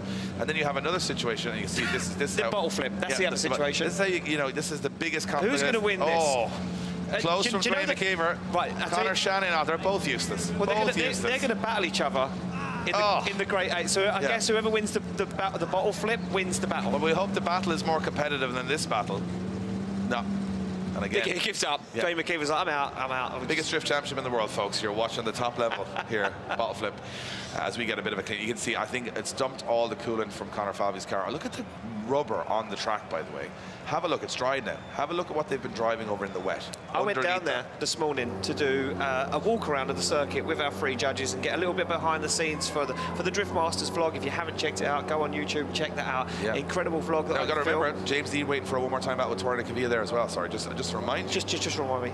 The rubber down there, Dave, is so sticky on the track, it pulled my trainers off my feet. Wow. And I was down there as well. And it is, I mean, in the dry, sure, you're putting rubber on rubber, but in the wet, it was impossible to drive. And as you can see, just sweeping up the granules there, making sure everything is okay on track. And we got to make sure everything is safe for our drivers. That's another important part here. And so you got, we got Conor Shannon going up against Dwayne McKeever in the top 8. We got Pontus Hartman going up against Jack Shannon. And on the other side, we haven't decided much, but I think we are going to decide, I think officially, and I'm going to make it official very soon, that Conor Falvey will go out of competition as a retirement against Benedictus Cherba. So let's see how it goes. But it's a lot of unprecedented stuff happening this weekend. And it's drifting, and this is what happens, because there's so many variables compared to any motorsport. It's usually like, who's the fastest guy? Oh, that's it, he won. But there's so many little things that can happen because it starts and stops. We've got, 75 start and stops in a weekend. You know what I mean? That's the start line. So it's interesting to see. You can see Cherba waiting there. Now, he would have to complete this. And I think if Conor Falvey goes out of competition, you can see he's dejected. Yeah, he's dejected. It's a very harsh way to go out of competition. So let's go down the trackside with Becky. She is with Conor Shannon, and he's watching all the drama unfold here in front of him, Becky, and it's been an unpredictable day. Unpredictable is definitely the word here. I was about to call you Dave. We're about to head into the next battles, and the weather is looking like it's going to change again, and this is every driver's worst nightmare. You've just got used to the track being one way, and now it's looking like it could turn again. Conor, what is your plan going into this battle? I think, to be honest, if you have a plan now, you're crazy, because we've been trying to plan since 8 a.m. this morning, and I still have no idea what's going on. So it's been really difficult. We're like setting the car up for the dry, it rains, you set the car up for the rain, and now it's dry again. And I'm looking above right now and I'm thinking, is it going to rain again? So it's super difficult. It's making it challenging because you got to not be an incredible driver to win the event. You got to be quite smart, So I just got to take it run by run, the same as everybody else. I battle Dwayne McKeever next, and I'm looking forward to that. I was about to ask you about that. Dwayne McKeever, I mean, this guy looks like he's on rails. He knows this car extremely well. He's been driving it for a very long time. What is it like to go up against somebody like that? Is it good because you can push hard, or is it nerve-wracking because, this could be you out in this next battle? Yeah, Dwayne is a good friend of mine also, so it's always a good time when we go to battle. And I also know he's one of the best drivers in the world, so it's kind of put it all on the line. To be honest, I enjoy battles like this, because if you win, you're definitely happy, but also if you lose and have a good battle and put up a fight with one of your good friends on the highest level of competition, it's always enjoyable. Thank you so much, Conor, and good luck for your next battle. Guys, back to you. Thanks, Becky. Well, there you go. Conor Shanahan saying Dwayne McKeever is a tough, sturdy competitor. But we sit back on the line with Benedictus Cherba. No, Conor Falvey retired that car due to mechanical failure. The radiator taking a big hit with the wall. Now, Cherba will have to initiate and make it round that first corner to get the win in this bye run. And it looks like he will complete that as Cherba gets into the outside zone, hammers down and shuts the car down very quickly. No messing around. Did what he needed to do, and he's going to get back to the paddock. If there is any issues with that car, he's going to get back and get the team to sort it, and that means we will be able to make that decision official. And you can see on the onboard there, Benedictus Cherba looking very, very focused and maybe a little bit annoyed that it took so long to get that decision through. So there we go, we make it official. Benedictus Cherba gets the win, advances through into the Great Eight. Yeah, it's a messy battle, but look, it's the way the rules work here in Drift Masters. And the one thing about rules is they're the same for everybody. So no matter what happens, some days it can go for you, some days it goes against you. And I know there's lots of different fans all over the world watching this, just wanting everybody to get the best chance they can. But remember, these rules keep it fast-paced, keep it fair, and every driver knows them. So even though they get annoyed and emotional about different things, they know what those rules are. And they know that if they don't make it to the line with a working car, they cannot compete. So we get warmed up now for another one more time battle. This one I'm looking forward to in full dry conditions, because Tor Arne Kavia, well, he's coming for blood here, because he's had a lot of misfortune in the first 2 rounds. Go here and beat James Dean in front of this crowd, that'd be a big one. I mean, it would be a big one, but you know, and it would be a big statement for Kavia. Like we said before, he's struggled this season so far. It was the return to Arne Kavia after having a bit of a sabbatical, should we say, Dave, from competition drifting in Europe. He went back to Norway, won the Norwegian Championship. Then he came back with a little bit more confidence. You know, felt the car was right, felt it was his time to shine. Yeah, I'm going to tell you right now, this is going to be fireworks. Do or die for Tor Arne Kavia. Like, you can go up against James Dean, you know he's the best in the business, and you can trust it, and you can go close. And I would fear for James Dean's panels on his car right now, because Tor Arne Kavia, look at that, he's ready to go. Kavia in the chase position, Dean in the lead position. We're going to go back at it again. Spot in the top 8 up for grabs. Dean leading them in. Yeah, leading them in he is as they come firing down. And look at Kavia, no messing around, he's hungry for it. Goes for the back bumper straight away. Dean in the outside zone, he's nice and deep, he's tagging the wall. And look at Kavia, tagging the door as they come through. Look for that inside zone, transitions through the smoke. Kavia loses James Dean to the outside zone though. Once again, it happens for Kavia as Dean fires that car down the hill. Kavia looks through the smoke. Can he find the side of the S15 once again? And he can't. Yeah, I think it all comes down to that first transition for Tor Arne Kavia. He just stayed in it a little too long. He could have transitioned a little bit earlier. That's the clever move there. But he was getting so much fun being on the door of James Dean's car. He wanted to stay there as long as he could. Dean hits the wall here at some point, I think. He gets deep in it. Good lead run from James Dean. Look at this, Kavia just stays on that inside that little too long, gets lost in the smoke, and then when he transitions, he's lost a lot of ground. And Dean's car is hooked up, it's fast. It's very fast, especially when he transitions off that wall down into the outside zone. It's like, even when he handbrakes, look at that way the car compresses over the hill, he's gone. Like, put some ground. The problem you are, if you're Tor Arne Kavia right now, you're sitting there going, he's not going to make any mistakes. So, no. You know, Kavia's made one, it's a minor one, but then you're looking at James Dean saying he's probably going to finish this run without any issue. So now Dean's in the chase position. He's got a bit of an advantage. He's got to force it home here by going on the door. Kavia's got to put in the lead run of his life. Well, he took a little bit of a run up for the start line, and James Dean did too as they fire in. Kavia goes 90 degrees to the tyres. Dean's on the inside. Kavia's in the wall in a big way, and it straightens him out. He's broken the rear wheel. He's broken the rear arm. We've seen it over and over again, and that's going to be Dean's win now. You can see Kavia went in with the big flick to try and upset Dean behind him, but it just didn't work. James Dean finishes out the run. The pyro goes up.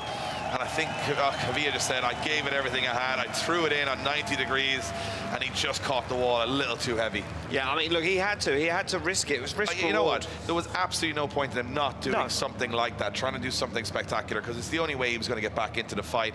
And he knew that, so he went for the big flick on initiation, and I think he caught a little bit of understeer. You can see the front wheels straighten up a little bit, and then when you see that happen, you go, oh, he's deep. He's real deep in the wall. And unfortunately for Kavia, he's going to have to limp off the circuit. And again, those rear suspension arms, they have got a kink in them, which means that if you do hit something, they will break before they break something more heavy duty behind it, like a hub or a differential, and that's what happened there. But James Dean, you know what, you got to say it, looked confident on both runs, and if you're looking across the whole grid here, he's going to be tough to beat. He is going to be very tough to beat today, to be honest with you, Dave. He's on form, he looks good, and I think he worries a lot of other competitors. You know, you put alongside him on the start line and you think, well, I've already lost. Well, you're thinking, you're getting in the ring with Tyson, you're getting in with, you know, Tiger Woods, you're getting in with the best in the business, so you have to do something special. But straight away you can see James Dean goes in. I think James Dean knows he's going in the wall. When he hits the wall, watch James Dean pulls, just says, whoop, he's going nowhere. So you can see James Dean, you can see, once he saw Kavia front wheel straight, he just said, see you later, buddy. Unfortunate. Oh, it was a big hit. Pick the front wheel, clean up off the tarmac. Kavia does well not to put the front end in as well, to be fair. It's a big hit. James Dean, look at these shots as he goes through. It's going to make this one official. This one not as hard to decipher for the judges. James Dean gets the win and goes through to the top 8. And I'll tell you what, it's been a real war of attrition for these drivers out there today. And we go back to the final one more time in the top 16, which we'll see you have Poitalaxo go back one more time with Kevin Pizzor. And this one was definitely fireworks the first time around. And I mean, look, it was tracks and crashes and shutdowns and who knows. And it was a huge gift for Kevin Pizzor, because Kevin Pizzor was almost counting himself out of it. After he dropped 2 wheels, wasn't incomplete. And I can't believe that they've got that car repaired and the handbrake working and that car on form. Look at that, he tests it straight away and says, well, it's working, it's ready to rock and roll. And they had time because it was about 72 one more times in between, so he got more time than he thought he would. Oh man, look at Pizzor. Pizzor, visor down, laser focused. Here we go. This is going to be an interesting one as they come off the line. You have Poitalaxo in the lead, hopes are with him right now as he fires in very, very wide. And Pointelaglo goes in the wall, but makes it count. And Pazur has to make evasive action to stay out of it. This one is throwing body panels everywhere. Pazur makes a big dive through the center of the circle. Now Pazur's coming for it. This one is personal now as Pazur dives through. Pointelaglo flirting with the edge of the track. And Pazur takes a huge dive onto the door. That is what we came here to see. Unbelievable. That is another level. That's another level. Look at the angle. From Pointelaglo's running the wall 30 feet before the zone. He's in that zone so early, picks a throttle up, and he is up and gone. And look I thought he was in the wall, and he made it work. But then Pazur comes with so much aggression. Pazur was not messing around on those transitions, the dives, the way he positioned the car was unbelievable. And I thought that Pointelaglo was going to disappear down the hill, but look at this from Kevin Pazur. He's shortcutting the circuit to try and keep that proximity. Look at this dive, boom, through the smoke, on the foot brake, into the door, and then watch this across the line, bam. Oh, that's the little reminder. I'm here, buddy. Here I am. Yeah, where are you going? Here I am. You didn't get away from me with your big entry there, did you? Oh, and Pointelaglo's lead run was phenomenal. That would have been a 99 all day in qualifying. Now he's got to go close. And look at this, the run-in from Juhas. He takes every advantage he can off the start line. Pazur's car is in fits. Pointelaglo's coming for it here as Juhas fires in on the door. Pazur goes wide, and he has to make evasive maneuvers there, Juhas. He takes the chase position now. Pazur is on a flyer, but he's a big angle. Even you have some opportunity here to get back into it. Out to the wall they go as Pazur now in the lead position, pulling some gap here. Pointelaglo's going to make a big dive into that last corner, and he doesn't get there, does he? He does get there. Onto the door he goes. The Finnish fans go wild. What do you think, Keane? I'm not sure. I am not sure. I'm thinking Kevin Pazur's lead line was nicer than Juha Pointelaglo. Gets to the zone very late there. But he stays in the zone longer. If you watch the replay from Juha Pointelaglo, he exited the zone there. Yeah, true. Kevin Pazur stays in it. He swings it wide here, keeps clear of that inner curb, which puts him on a beautiful line there to the outside zone. I think that opened the door. That gave Pointelaglo the opportunity for the proximity. I just don't think that Pointelaglo took all the opportunities to get on the door where he should have done. He makes a nice dive here, gets up close and personal, but Kevin Pazur's car is up and gone. Yeah. I gotta say right now, that's a tight one. That's a very tight one. Look at that. It's unbelievable to watch. Like, you gotta watch these guys drive and say, to have this level of precision on a track that is this difficult is so difficult. And they're making this look, oh, that was like a final. That was like a final battle, yeah. Well, someone's gonna go through to the last spot in the top 8. Let's see who it is. And it's Kevin Pazur. Kevin Pazur goes through, and I've got to say, it's got to come down to that great lead running, and I think you were probably on the ball. I'm going to do a quick throw over to Vernon. Vernon, is it lead versus lead, chase versus chase for you guys there? Exactly, yeah. The chase was fairly good for both sides. It was just the lead that was better for Kevin. Well, that's it. Simple as. Simple as that. The lead line. Yeah, and again, remember, you can't have a good chase without a good lead. Yeah. And I got to say, that was Kevin Pazur. And you know what? From a man that had 2 wheels off the circuit about 20 minutes ago, he's in the top 8, and his championship is right back online. So let's see where we are. It's the top 8. Connor Shanahan goes against Dwayne McKeever. Jack Shanahan goes against Pontus Hartman. James Dean goes against Kevin Pazur. Wow, that's going to be a big one. And Laurie Heinen against Benedictus Chirba. These are all 4 finals right now. And we get to sit back and enjoy. I don't know if I can't. This is a high-stress environment for us. I'm feeling the tension right now because there's a lot of moments here that we're going to see between now and that podium that are going to wow us. I'm guaranteeing you that. Well, we're going to kick it off with Connor Shanahan against Dwayne McKeever, 2 drivers who have definitely faced competition many times in Ireland. And you know what? We're not going to wait around. We want to keep the momentum going. We want to keep the hype going. We're ready for the top 8.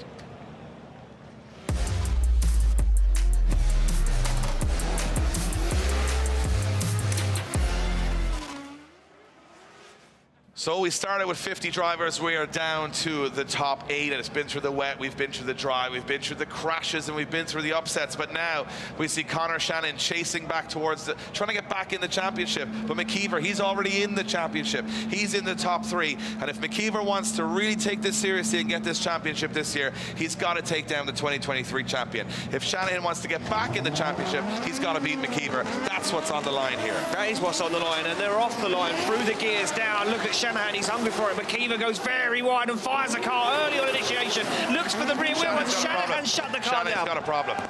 Shanahan has a problem. The car did not. I noticed on the look at that, punching the steering wheel is Conor Shanahan. He cannot believe this. I'm going to keep talking because I'm pretty sure whatever he's saying in that car is not safe for PG television right now. And I'll tell you what, he came into the first corner. It was a very strange initiation from Shanahan because he never really went on power at all. No, McKeever took the opportunity. He went very wide. Look at this, goes super wide. Look at Shanahan's rear wheels. Yeah, no, nothing there. So something shut down in that car. Something went wrong. And McKeever, I mean, he has to make evasive action straight away there, but Conor Shanahan initiates, goes on throttle. Look, he's kicking the throttle, and absolutely nothing happens. He cannot believe it. And again, like I said, third round, the cars are taking a beating all the way through. You can see what it means to Conor Shanahan because he knows going out at this stage in this competition, it's not going to help in the defense of the championship right now. No, it's not. And you know what, for Dwayne McKeever, this just strengthens his championship. If he beats Conor Shanahan right now and gets into that final four, he's going to move forward. He's going to overtake, potentially, he'll be catching up. Just as you can hear Shanahan say, I'm not doing the run. Shanahan says the car is not running. He's actually saying, he's undone the harness. He said, I can't do it, the car's done. So you can imagine, emotional and distraught, but he said the car won't do the run. So something more terminal has happened to that car on the initiation. And Conor Shanahan, I mean, look, he's been told, Dwayne McKeever, now all he's got to do is just initiate the first corner, get through that first zone, and he will go through to the top four. And I think Dwayne McKeever's going to say, this might be my day. This might be, you know, when you look at the look that's gone either way today from both drivers, it's just been, it's a game. You know, it's a game at the end of the day, and you can see Shanahan saying something wrong with the car. Car is off. Yeah, so I just heard word over my ears that Shanahan said he doesn't know what's wrong with the car. That's the problem. He doesn't know. Earlier on, it was a simple hose joiner that was loose on the car. It could be anything, Dave, from a €2 part to a €2,000 part. We don't know. Dwayne McKeever, I'll tell you what, right now is going to go into that top four. He gets the Byron and he does his job of getting in there. And you know what? He goes for a big run to McKeever. Absolutely no need to do this, but why wouldn't he get an extra practice lap if you can get it?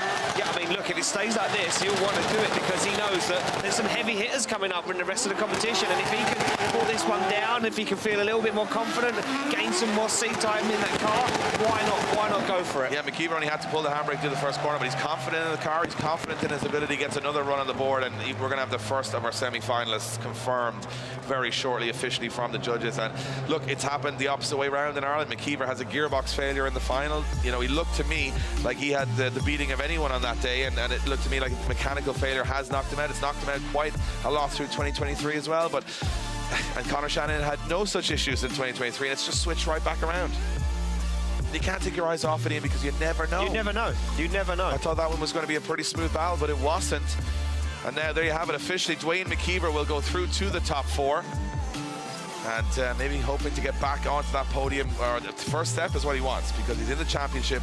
He's got Heinen sitting on the other side of the bracket, and that's who he's aiming at. Because all those guys are really up the order now.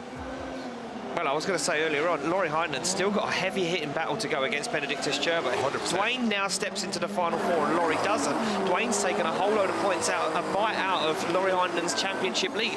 We might end up going to Riga with Dwayne leading the championship. Well, I'll tell you what, one man you got to watch here, and he's sort of the dark horse here, is Pontus Hartmann. Hartmann's beaten Oren Nielsen, he's beaten Adam LZ, and now he goes up against Jack Shannon. This could be Pontus Hartmann's day. One of those days, you never know what's going to happen. Jack Shannon, of course, trying to climb back up the order here after a solid performance at round 2. But I'll tell you what, Pontus Hartmann's going to be tough to beat. The Swede is looking strong, consistent. He's not making major errors, and that's what it seems to come down to. Also, car working perfectly, but I don't want to jinx anybody at this point, because who knows. But I'll tell you what, this is going to be a tough battle for both of these guys. You got Sweden going up against Ireland for a spot in the top 4. Pontus Hartmann, he looks happy. He looks like he can take down Jack Shannon today. And let's see what happens as they come off the line. Oh, wow, and Jack Shanahan launches it off the start line. He knows Hartmann's got over 1,000 horsepower underneath the bonnet of that BMW, and Shanahan knows he had to try and put some distance between himself and the Swede, but the Swede is there as Pontus Hartmann looks for the side, and Shanahan spins! What is going on? What happened? Jack Shanahan, did he hit a wet patch? Did something go in the car? He spun out. I told you, on a day like today, Pontus Hartmann, you just never know. What happened there? Was it a wet patch on the track? Was there a problem with the car? I've never had my jaw lifted so many times in the top 32 of we never know what's going to happen next. Listen, I'm going to just say, Dave, that Jack Shanahan's body language and aggression would signal that he thinks he got hit by Hartman. Okay, let's see what happens here. I don't think he hit him. I don't think so. I mean, we're looking at it again here. I'm not sure. I don't think he hit him. I'm not sure there was any contact there. Let's look at it again in super slow motion. Look at the front wheels of Hartman's car. That's what we're looking at. No, I think Shannon. I don't think Hartman touched him. I think Shannon just goes on his own. That's my honest opinion from watching it first time. Does he just hit a bump and oversteer the car? Oh, it's just incredible scenes here in Right, so Finland. we're going to hear from the start line. Look at the anger. He's not happy. Jack Shanahan's face, and right now. he's an angry. He can be super angry. He's an emotional driver. He's an emotional guy. Drives with his heart. He's a big bear. Yeah. He's soft on the inside, but if you wind him up. But you got to remember, competition is what they're here for, and they're competitive guys. And I tell you what, emotion running, I tell you, the whole grid right now is emotional because there's a lot going on behind the scenes. A lot of teams bloodied and bruised from putting cars back together all weekend. Pontus Hartman is in the lead position. Now you got an angry Jack Shannon in the chase. And this is where things can get a little hectic on track because Pontus Hartman can cut in a pretty safe run here and win this battle. If that's the way it's gone, if that's the way the judges have deemed it. But Jack Shannon in the chase, if he's driving angry, this could be tough. But let's see what's on the circuit there. And let's just see if Jack Shannon reporting that there may be some issue there. Let's see.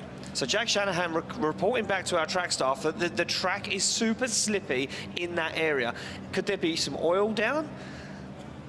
Well, I'm trying to think, did we have any... We did have Connor Shanahan. I mean, look at the amount of rubber that is down there. Well, we had Connor Shanahan pass the track.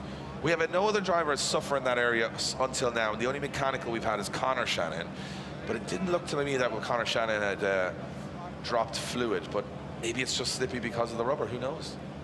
And that would just be, you know, the way it is, right? So they're inspecting the track. This is like a dramatic series. You know what I mean? It's like a I don't TV. think. Join us previously on Drift Masters. I don't know if my heart and my mind can take too much more. We've watched it all. You can see Shannon. He's on the right line. Watch as he comes out that outside zone. He just loses the back end of the car. So he loses the back end of the car, and now questioning whether this track conditions are the problem. He's signaling to the marshals.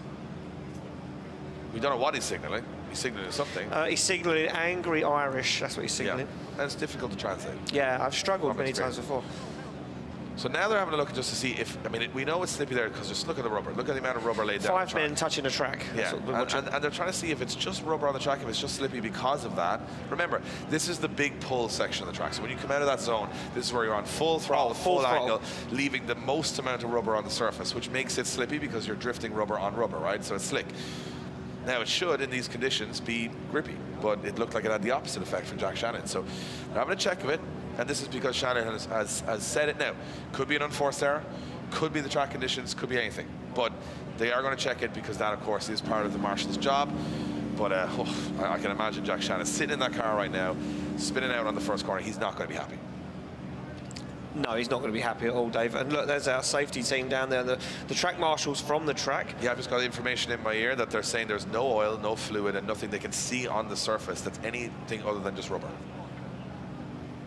So there is a lot of rubber. That where it looks like it's textured, that is actually rubber stuck to the track, and it's about 5 millimeters, 6 millimeters thick, and that's where it's peeling it off and sticking to the tyre, going past it. That's how much rubber is there. Because you're on smooth rubber. It's like if you imagine. It's like a bowling lane. You go through there, it's slick because you've got such a smooth surface, which normally would have some porous element or some grip because it's tarmac, but you've sealed all that tarmac with rubber, which is all these drivers. And as we get further in the competition, more rubber, and it's been dry for maybe an hour now, so it's obviously laying more and more through every run. But it looks to me like Jack Shannon got on that rubber and had an issue, so they're having a good look at it now, just to make sure everything is okay. And Jack Shannon's going to be looking across thinking, if they find an issue, then they might blame that issue, but then how do they blame that issue? And it's all very confusing. I think Jack Shannon is probably sitting there feeling disgruntled and also thinking what went wrong. Yeah, certainly so. So the granules are out, Dave. So is there something down on the circuit? Well, or is this just a precautionary? Yeah, I'm not sure. What, I mean, are they using granules to see if there is? Not sure what the situation is here or where this has come from. but they're going to have a talk with Jack Shannon here. I mean, we're finding out as you're finding out, guys. We have no idea. We have no idea. But I mean, it's fascinating to watch. You got to say that probably the most tense Drift Masters events I've ever watched. There's so much going on. And we just want to see clean. We've seen some great battles. We've seen some great moments. But there has been some moments of just, I've never seen this before. You know, No, never. No, I've never seen this before. This is so, you know, it's... Okay, so I think what Marcin has said is there is no issue on the track, but then they've put the granules down. I think they've put it down to see if there is, because obviously the granules will stick to any fluids that are there, and it looks to me like those granules are kind of just, they're not really sticking to anything, are they? Apart from the rubber. Apart from the rubber itself. So this is probably just a test to see if something is an issue, and I'm not so sure. I mean, they're taking their time. Yeah, so let's see what happens here. They're going to put those granules, they're going to run them granules right up to where you can see those tyre marks of Jack Shanahan's car where he put the car into a spin. So they're going to sweep them all the way through. I'm not sure that there is anything down there. Yeah, initial thoughts was there was nothing there. The marshal said there's nothing there, and then I think what they're doing is putting the granules down to see if it sticks to anything that, you know, it absorbs any liquids. Yeah. Just as a test, just to be 100% sure. And that would obviously say that the decision then would come back on the judges, and therefore the judges would be like, we've tested the track, we've had a look at it, and Pontus Hartman must be pumped up right now. Yeah, he must be. He's watched that happen right in front of him.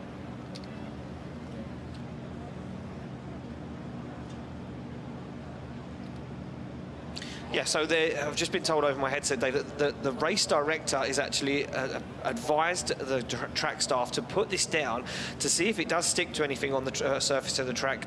If there is anything there, like you say, it will stick to it, it will show it up. If not, it's just going to come back up dry and get blown away. But this is a precautionary method just to see if there is anything down there. Yeah, and I mean, the Drift Masters technical director has said there isn't. But this is the track inspection.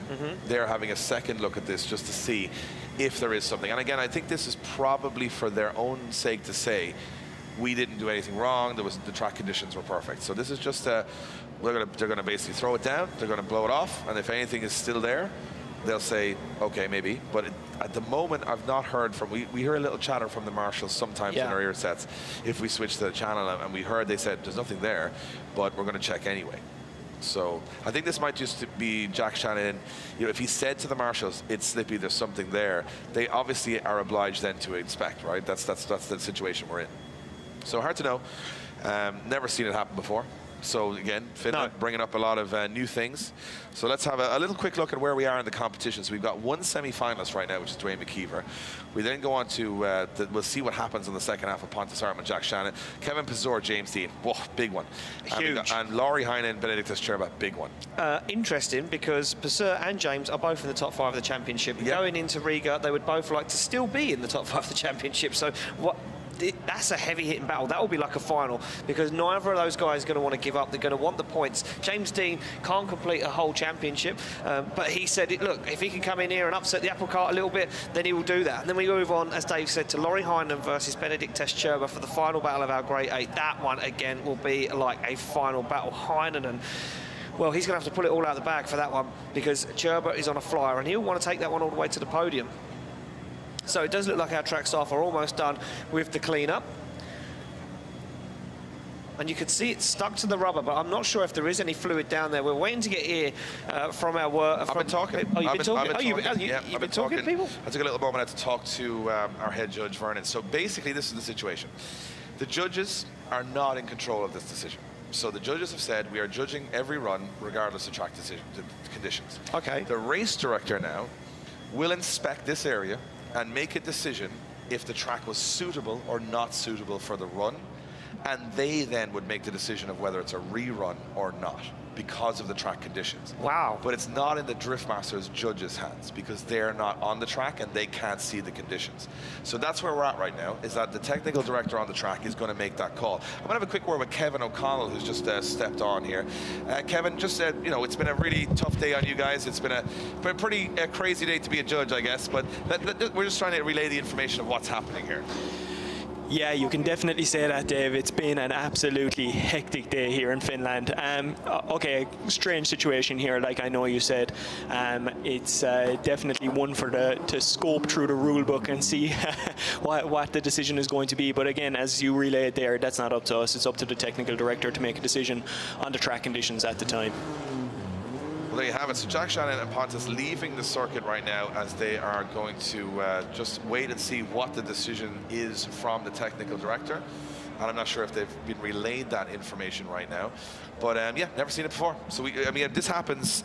We've had it once. We had it once in Drift Masters history, and that was when we had a flood at Mondello Park at the final in 2019. 2019 flooded the track, and therefore there was a decision to be made to change the line on the track due to water pouring. Excess water, using cars aquaplaning into the wall. So it can happen, and the rule book is very vast and very extensive. And Ian and I have, we've read the back. Limited we've read the back of the DVD box. We read the guy who wrote it. We read his name and went, oh, okay. We know enough, but we don't know it all. So they're basically saying that in a case where a track is run independently by a local team, they get the call of whether the track is suitable or not. And I would imagine now they will come back to a decision on that. But we're going to move forward into this battle between James Dean. And I'll tell you what, right now. So I just want to clarify as well that the director now is, I'm guessing, saying that the track is suitable to run. It's suitable to run now. So they're going to run it. They're going to come back to a decision on that. And James Dean will line up on the start line. He is going up against Kevin Pazur. This is the one I've been looking forward to. With the aggression from Pazur in that 16 and the aggression from Dean, you can guarantee whatever happens here, this is going to be close. Or it's going to be a lot of rubbing doors, because Kevin Pazur, Rookie of the Year last year, 2023's Rookie of the Year, is coming out swinging this year. He's in the top 5 of the championship. Yeah. So he can beat Dean here. Dean's also in the top 5 of the championship. This would be a big statement for Kevin Pazur with the machine. It takes a lot to put him off the rails. It does, but can Kevin Pazur be the man to derail the train right now? And he doesn't have that proximity on initiation. He needs to lean on Dean a little bit here as Dean goes absolutely ripping through in that inner zone. Oh, contact! Kevin Pazur takes a huge bite. His DB to Dean. He's broken an arm on Dean's car, which I think, if Kevin Pazur is deemed at fault for this, the decision is going to be made here and now. We can't even get past the first corner half the time now. This is insane. Rear tire is busted and the wheel is busted. DB to the rear tire on James Dean's car. It looks to me like it might be more than a rear tire DB. It was a pretty heavy hit. And sorry for the language there of our track marshal. High level stuff going on at the moment. Tension, High level tension. Our track marshal getting a little bit carried away. Look at that. Okay, yeah. Big dig into the circuit. So we have official from the judges that the fault of the collision has been deemed the fault of Kevin Pazur. So Kevin Pazur deemed at fault for the click. They're just crashing into each other every run now. Watch this. Look, Kevin Pazur, look, he didn't have the proximity. I think he messed up the initiation a little bit. Dean got into that outside zone too. Lovely, nice and early. Pazur took a big chunk and bite out of it, dived, and he overtook Dean. And do you know what that done? On the inside here, it put him way too much on the inside. He hit the front wheel on the transition. Game over. And that's what the judges will say is impeding the lead car from transition. He was almost overtaking Dean. Sorry, he's on the right. And you know what? He has a choice here. He either hits Dean, handbrakes and loses the proximity, or he slows down and straightens. So he has no choice. And you can see Dean's hands thrown off the wheel. Look at the eyes. James Dean's eyes are like... His eyes were like, I'm heading to the wall very fast. He's like, wow. So now we have a recovery on circuit. And a double recovery. Double recovery. We've got two cars that cannot leave the circuit. So I think the dig in the concrete, the tarmac, sorry, on the track was something that snapped on Kevin Pazur's car, and it fell down and dug into the ground because they're looking at the front wheel, which means there's an arm or something. Look. It could be an arm. It could be a bumper bar. The front, we've seen that before. Has come down. Kevin Pazur, and there is going to be I'm not sure how. I mean, at the moment, it looks to me like Kevin Pazur or James Dean cannot make it to the start line, which would mean the decision would have to be now, right, from the judges to see who goes through. So if Kevin Pazur is deemed at fault and neither car can make it back to the start line, the decision will be on the track right now. So we're going to go down to the track. We're going down to Becky. Becky, it's just all fireworks out there. Has anybody managed to not crash today? Two that did are Kevin Pazur, and you're with James Dean. Well, Dave, I mean, I think quite a few people have made it around the track here, but that was an unfortunate moment. I mean, everybody was full tilt right there, but you could see as the transition was made, Kevin Pazur was just too close to you. James, did you feel the hit and then suddenly the tyre was off and you were just flying? Yeah, so I was really happy with my lead run until that point, even though it's really sketchy conditions still on the first corner. But we managed to keep a nice line, and I could see him up the inside of me. I was just transitioning, and as I transitioned, there was no room. So his car hit my car, DB'd the tire, it's after bending a tow arm, maybe some more. So let's get it on the truck and make sure we can get back out for the next battle. Let's take a quick look at the car, take a look and see what the actual damage is. If we can get a wheel back onto the car, we can get this car moved nice and quick. But give us a little update here. Yeah, so if somebody can bring me a wheel, I can put it on and drive it in. That would be easier than loading on this. So maybe that's possible. But there's definitely a tow arm bent. The shaft is okay, I still have drive. Strong wheel held up, took a good bang. It's what a wild weekend. And for all of the people at home, how long does it take to change a bent tow arm or something like that? Because we see a lot of incidents like this in drifting, and it looks quite catastrophic, but you guys are professionals, and this is quite a common incident, I would say? Yeah, it's quite common. I would say once it's only the tow arm, it will take like 4 or 5 minutes, and that's checking tow and everything. So we have, I think, 10 minutes to fix it, so we can finish the buy run and show that the car can work.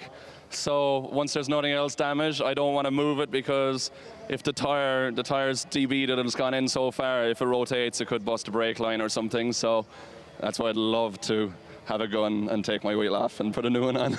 I think that's a call to action out there, guys. If anyone could get James Dean a wheel and an impact wrench real quick, that would sort that out. So I'm going to hand it back up to the commentators here. James, we hope you get this fixed.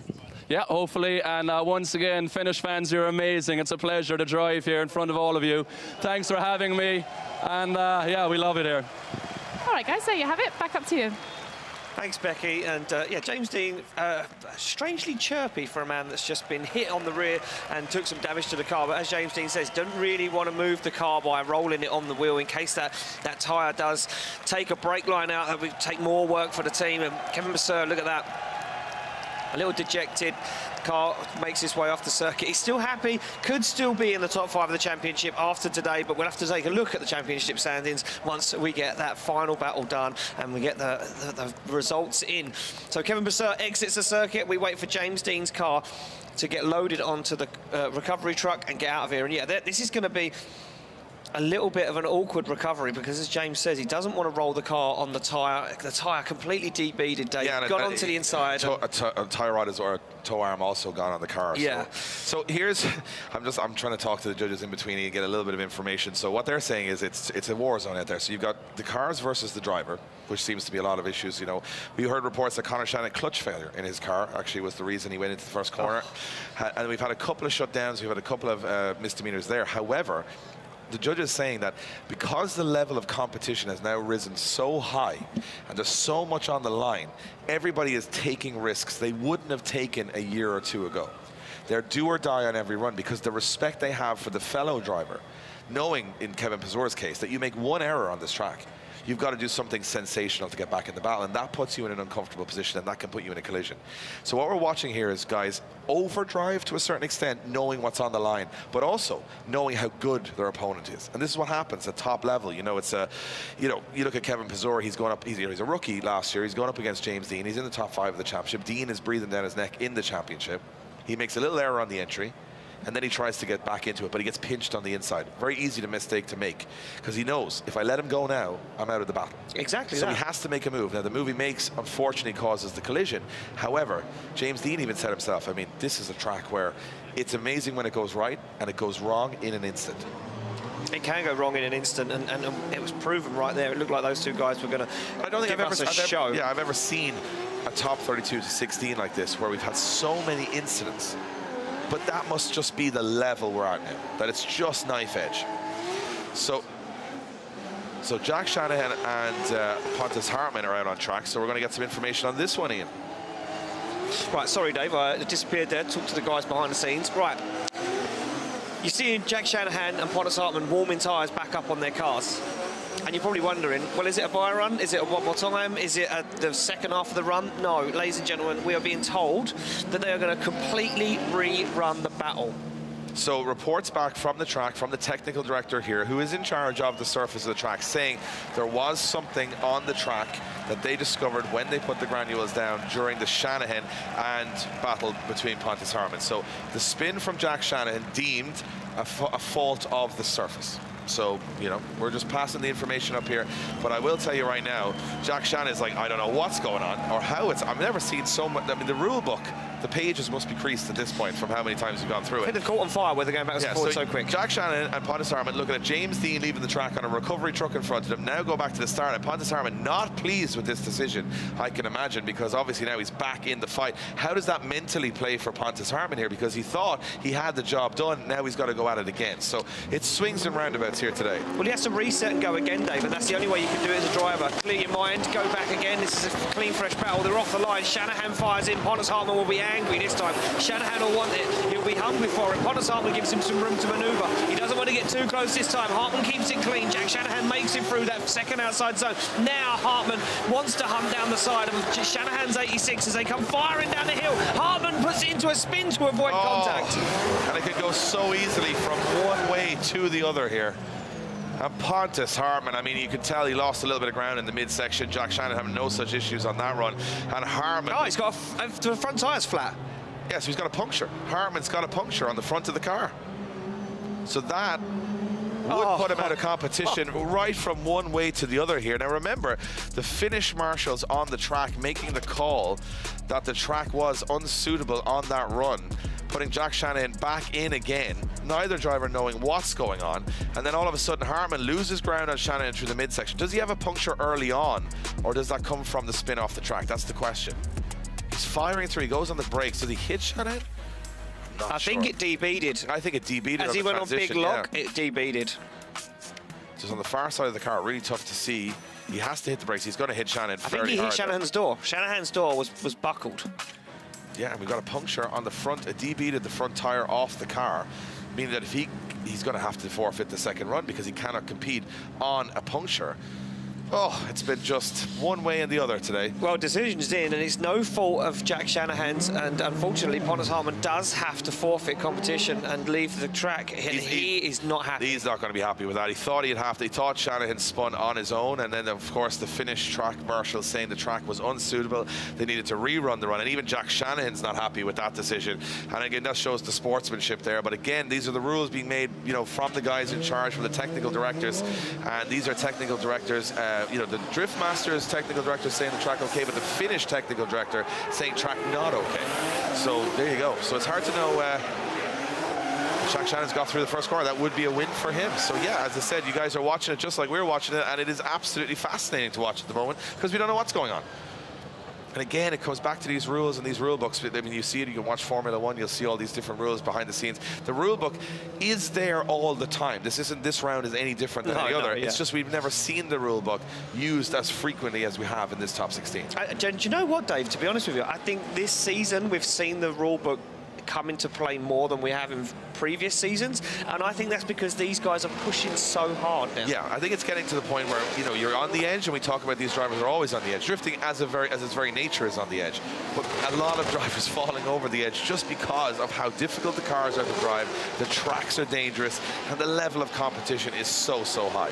So making it official, going through to the final four is Jack Shanahan. Jack Shanahan goes through to the final four, and it looked like Jack Shanahan and Pontus Harman not happy with the decision in that one, but Jack Shanahan does go through, and now Benediktas Chirba, who until now has yet to go past the first corner because he had a bye run in the first run. He had a hit with, or a situation with Connor Falvey in the second run, which Falvey went in, broke his radiator.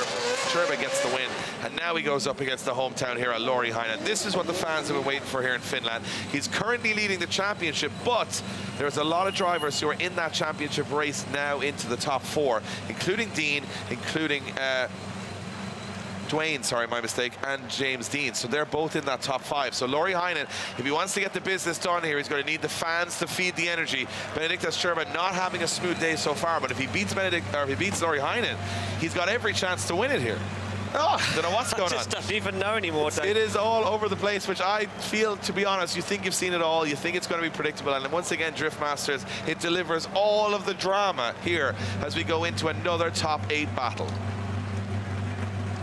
Well, our start line marshal, Marcin, checks over the back end of Laurie Heinen's car, takes a good look around both cars to make sure they are good and safe, ready to run. They get the fist bumps, and Marcin will head back to the start line to give him the thumbs up all around. Cherba sits on the line, untested so far. Laurie Heinen ready for action. He wants to do it at home in front of his home fans.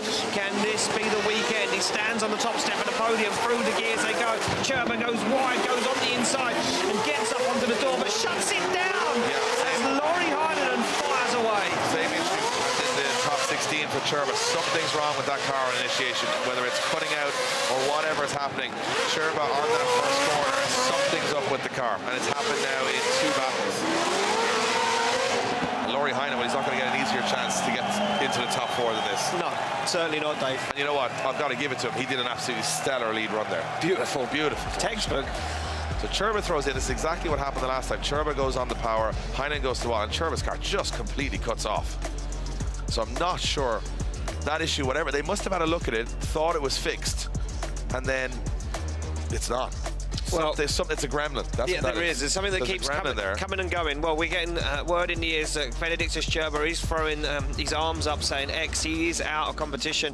He doesn't deem the car safe to run and doesn't want to risk it, especially with Laurie Heinen behind him. Yeah, something up. And I mean, that's the car shut down in the 16, the car shut down in the 8, and Benedictus Cherba just not getting a fair chance here. And the Lithuanian driver, we wanted to see him on full kill. Like, we know how good he is, we know how amazing he is, and he could take down Laurie Heinen. He's got that level of talent. But with the car breaking down, especially with some of these drivers making such a long journey to Finland, and look at that, he's just dejected leaving the car, and you got to feel for Benedictus Cherba here, because that's not how he wanted to go out. No, certainly not, Dave. And no driver wants to go out with mechanical failure. And they want to battle to the end. And he gets out the car. He goes over to Laurie Heinen to shake his hand and say, look, I wish I could battle you. I wish we could do it in front of the crowd. But fortunately, the car just won't let me do it.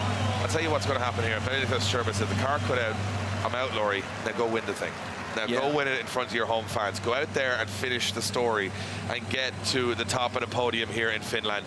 And now Laurie Heinen will get, I presume he just has to prove his car is working, right? That's the whole thing he has to do now. Yeah, so he'll, come on, Dave. Hey, come on. You don't know how a buy run works by now. Yeah. We've seen a few. You've seen a couple. Have we ever seen as many, is the question.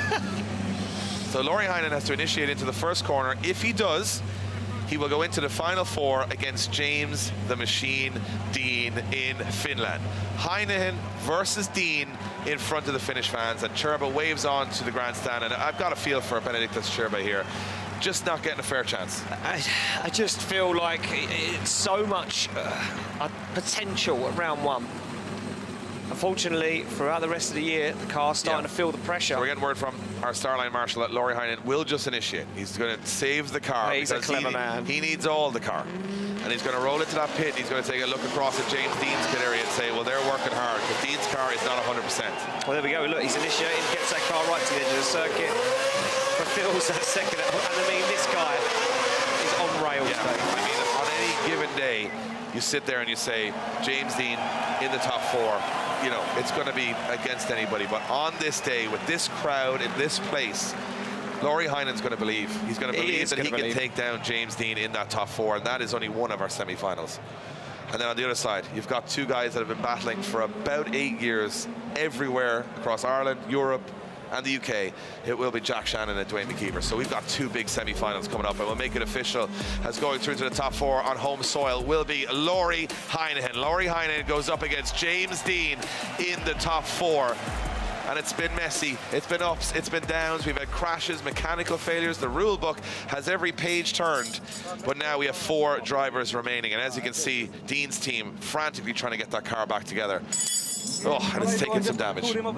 Yeah, he's taken a lot of damage, Dave. And there is the Shanahan team, John Shanahan, Connor and Jack's dad, fixing James Dean's car, or helping out. So it goes to show everybody jumping in behind the scenes to get everybody back into competition. And you can't take your eyes off it for a minute. You can't take your eyes off it for a minute. Look at James Dean, cool, calm and collected. Just taking a quick look to make sure everything's going to plan. He's got that face, though. He's got that face of like, how bad is it? Because it was a heavy hit from Kevin Pazor. So the car jacked up in the hot pit area. You can see Tora and Kavia having a conversation with James Dean. Tora and Kavina, who was beaten by James Dean, now up helping out. Wait, hold on a minute. I've written James Dean down here as a winner, which technically he is. But James Dean won't be able to battle Laurie Heinonen for a spot in the final if he doesn't get his car fixed in the next 5 minutes and 56 seconds. How did we forget? Oh, he hasn't finished the second half of the battle. He hasn't finished the bye run.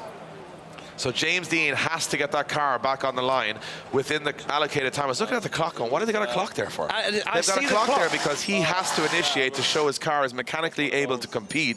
He gets the win either way, but he won't be able to move forward in competition if his car isn't proved to be mechanically able, which means he has to initiate the first corner to get to the battle with Laurie Heinonen. That's why there's a panic. That's why there was a worried face. That's why there was a grimace on the face of James Dean, because it's not over yet.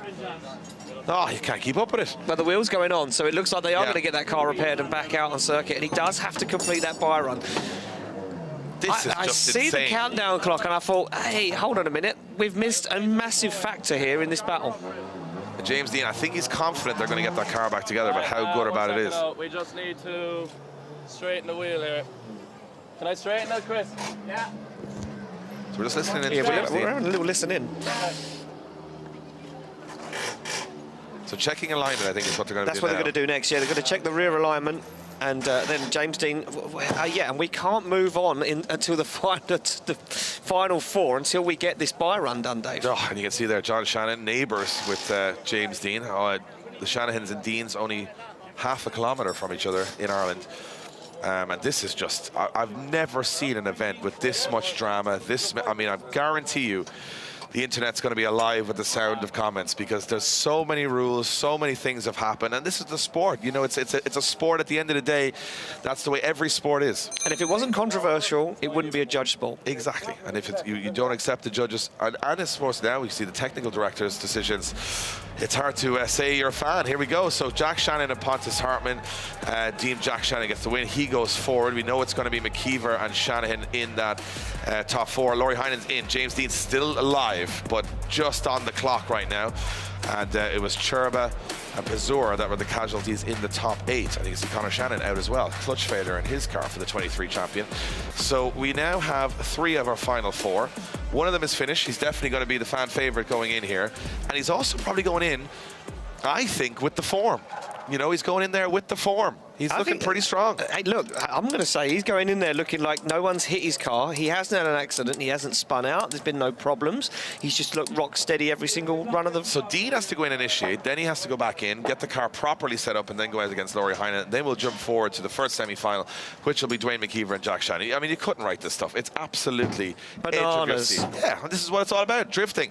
Remember, it's a sport. It's an entertainment product. That is what it's all about. It's meant to make you happy, make you sad, make you angry. It's meant to do that, because that's what sport does. And if you care about a sport, you're always going to be emotional, whether you're in this driver's seat, you're at home watching, or you're here like us in the tower. We have our opinions. Yep. People disagree with us, and that's part of it too. Of course, and everyone's due to their opinion. You know, we have 3 judges who give their opinion on the sport. So everyone's due, you know, can have their opinion, and that's what it's all about. That's why I love this sport so much, because everyone's always got their own view on what they think and I mean, could for happen. me, it's always about how unpredictable it can be. Yes. You know, I'm a long time in this game, and I've watched a lot of drifting. In fact, I've watched every single Driftmasters run for 5 or 6 years, and I still see new stuff every time we go out there. This again, watch Kevin Pazur. Dean goes right to the outside line. Pazur's on that inside line, and he's doing a good job, but he gets pinched. He stays in too late here, and then as he transitions back, he's nowhere to go. He's going to need up to handbrake, strain, or whatever, and he just takes a big chunk out of the back of James Dean's car. That was a pretty straightforward decision for the judges, but for James Dean, getting that car back out there is anything but straightforward. A lot of damage done. That's a heavy hit. And you know what? I'm looking at James Dean going, he could have been sent into those concrete blocks straight ahead of him there, and that would have been the front and the rear of the car. He still had to get himself out of trouble, and the clock is ticking down, Ian. 1 minute, 46 seconds for James. He's getting in the car, though. Good sign, but, they're trying to look at the bodywork on the car and say, what do they do? How do they... I mean, everything's wrecked. All the back ends of the cars are absolutely destroyed here in Finland. And this is just round 3. There's another 3 rounds to go. The sun now starts to peek through as we get to the top 4. The Finnish fans have been anxiously waiting for some drifting for a while. But again, everyone's glued to the screens here in attendance, and I'm sure you guys are at home, because it's such drama. That's fine, no, that's fine. So there we go. They're removing some zip ties. It pushed the bumper across, and it was rubbing on the wheel. It looks like James Dean is ready to go. There's only probably a few seconds left on the clock, and the team done a good job. Yeah, but he's in the hot pit, which means he's just beside the start line, which gives him that extra little bit of time, which is what a lot of the teams do. They move their tires and their basic tools right beside the circuit. And James Dean comes back onto the circuit, got the car fixed in time. We're hearing he will be able to do this by run, and all he's got to do is initiate the first corner. Then he sets up the semi-final of all semi-finals against Lauri Heinen. The best in the business and the best from Finland go head-to-head in the top 4 if Dean can just pull a handbrake, which I'm pretty sure, after 16 to 17 years of competing, we'll assume that if that car is working and if it even has 3 wheels, he'll get in through that first corner. Well, there we go. He warms up the tyres on the back of that S15 and pulls to the line, obviously in the chase position, but there isn't a lead car to follow in because Kevin Purser now sits in the pits re-evaluating this round, reassessing the situation. Still good points for the championship from Kevin Purser. Still top good 8, points. It's very good. You know what I mean? He's back in business. He's not. The only good thing right now, sorry Dave, for Kevin Purser is that everyone else who has now advanced is in that 5 fight with him. So he might still be in the top 5. So James Dean, they're going to go for a big initiation. Flicks the car in. Yeah, that's him through. That's official. And I'm just thinking, you know, looking at all these Excel sheets we have around us, Ian, could James Dean, if he won this event, be in the top 3 of the championship and he wasn't even at round 1? Imagine, he missed a round, clash of an event in the USA, came back, was only going to do a couple of appearances this year, but if he goes top 3 in the championship, it'd be hard to miss a few rounds then, wouldn't it? I've got a speculation even better than that for you, Dave. I love a good speculation. I think, well, let's make this one official first of all. There we go, arrow slide left for James Dean. He does get the win, goes through, goes back to the paddock, and they'll get that car checked out as we get cars back down the back of the grid warming tyres. I've got a big speculation for you. James Dean, currently in the top 5 of the championship, now goes into the final 4. If he wins this, could he be second in the championship? Well, we're going to find out at the end, but it's a lot to go on between now and then, and we've got a podium to sort out. We've got 4 drivers remaining. We've been through all the action and all the stories this weekend. It's time to head to the top 4.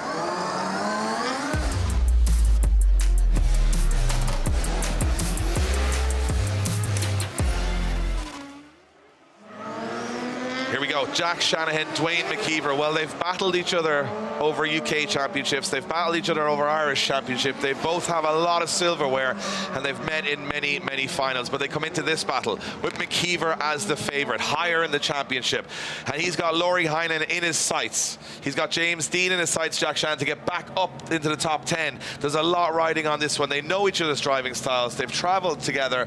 They're good friends behind the scenes. But that's going to all change in the next 5 minutes, as both know they need to win this battle to get to the final. McKeever with the RB, Shanahan with the 2J. North and south of Ireland go head-to-head here in Finland as Jack Shanahan leads out McKeever. Yeah, through the gears. McKeever goes for a big swing across the circuit. He's going to dive across into outside zone 2, and Shanahan's on that deep line.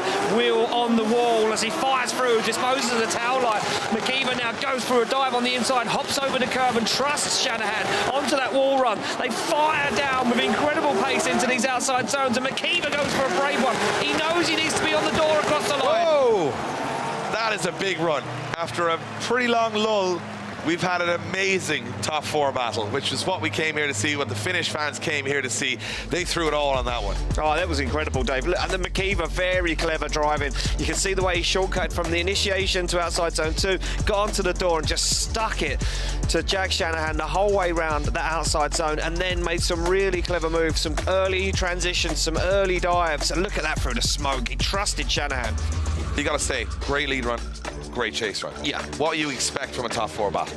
Who's going to have the X factor? Who's going to have that extra piece of magic to get themselves into the final? Or are we going to see this one go one more time? Right now, McKeever's throwing the kitchen sink and the cabinets and the fridge at Jack Shanahan. And Jack Shanahan, again, I think his mindset right now is he's driving angry. Yeah. And an angry Shanahan can be a good or a bad thing. But for Dwayne McKeever, it might mean he might have no doors at the end of this one. Here we go. Yeah, here we go. Look at this. Shanahan down, looks for the back bumper, fires it in, but doesn't shortcut the circuit, keeps within that proximity. Dwayne McKeever on a wide line. Shanahan now starts to gain on him, starts to push as he transitions through. Shanahan onto the back bumper as McKeever fires down, goes super wide, just what the judges wanted to see, and Shanahan comes through the smoke. He needs to be on that front wheel, and he stalls up. Oh, I was just about to say, Shanahan with better proximity until that last corner. And it's such an interesting track because you think it's all in the bag, and that last corner can divide so many battles. That banked corner, the amount of grip up there, it can slow a car so quick. Gotta say, McKeever's lead line here is absolutely unbelievable through the first corner, but Shannon stays right there with him. As McKeever transitions back, look at this, lots of pace, gets there early to the outside zone, completes it, but Shanahan right there with him.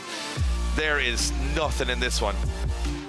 Oh, I'd hate to be a judge. And just here, Shannon goes on throttle, has to hit the brakes. He's going to hit McKeever, so he has to stall up just a bit.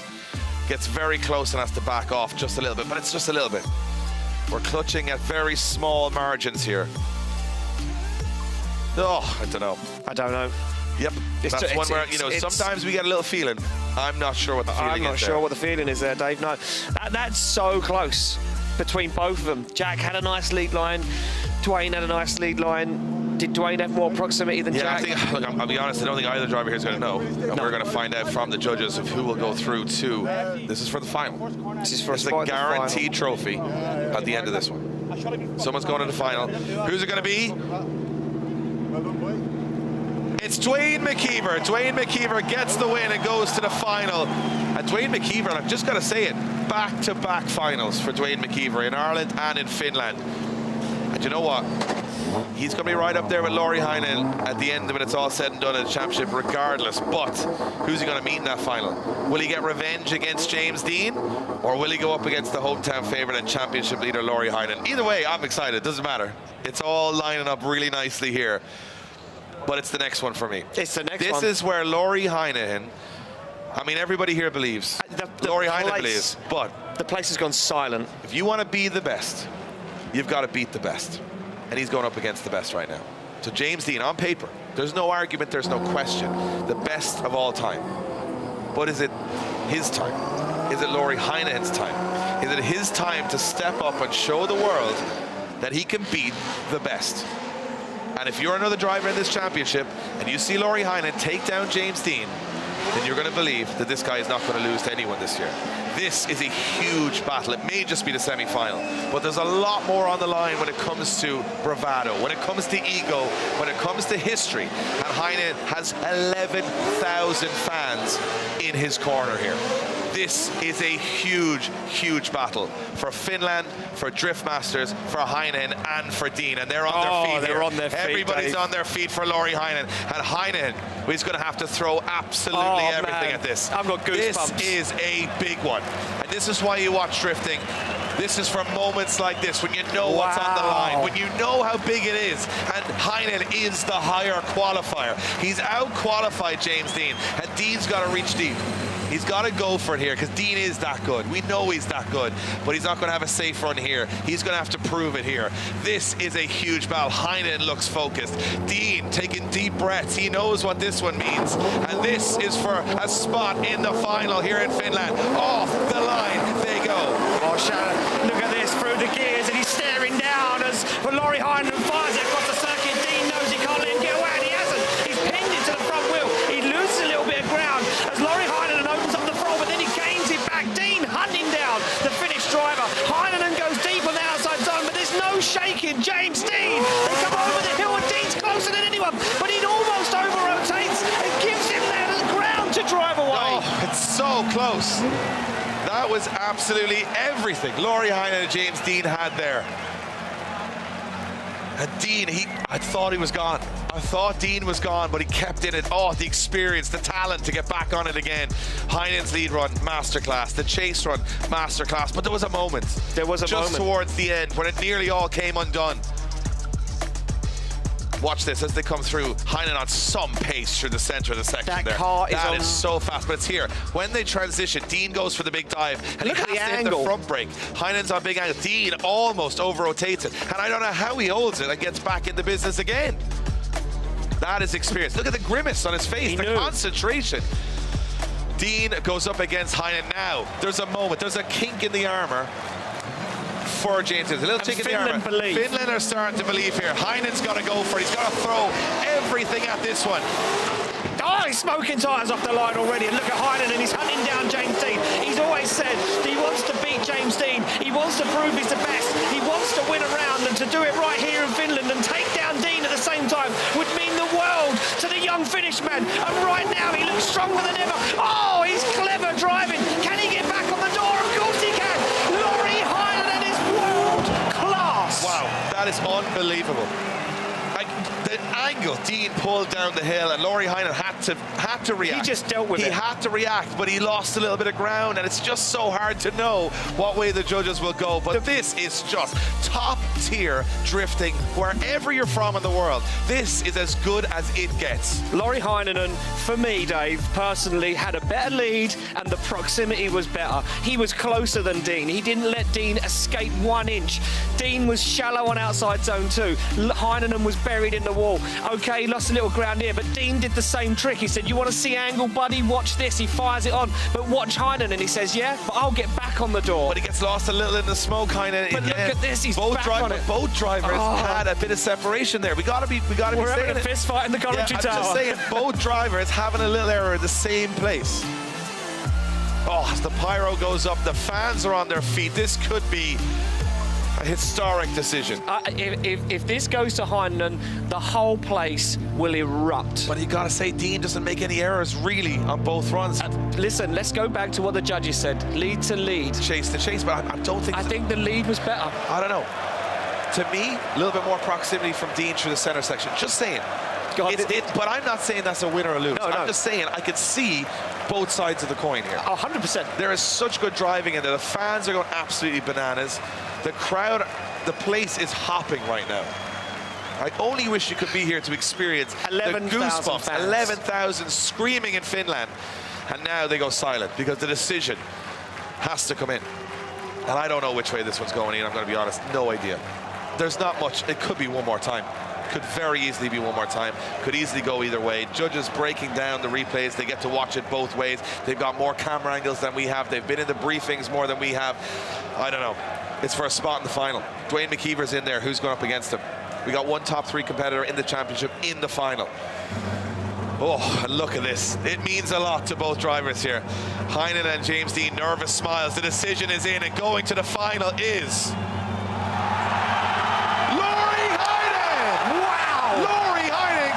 to the final, and Finland, well, they've almost upturned the grandstands.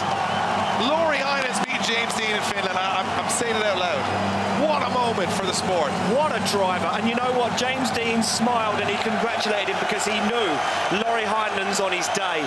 He's on his game. It's blown the roof off Finland here as Laurie Heinonen goes to the final. And you got to say, win or lose in the final, you know, beat James Dean on any day, and I'm going to give James Dean the credit he deserves. Oh, 100%. Beating James Dean, and not many have done it. Nope. Not in Europe. That is almost as good as a final. And now you got to say it. We've got to go down to Becky. Laurie, the place has come off. Becky, he must be over the moon. What a win over James Dean.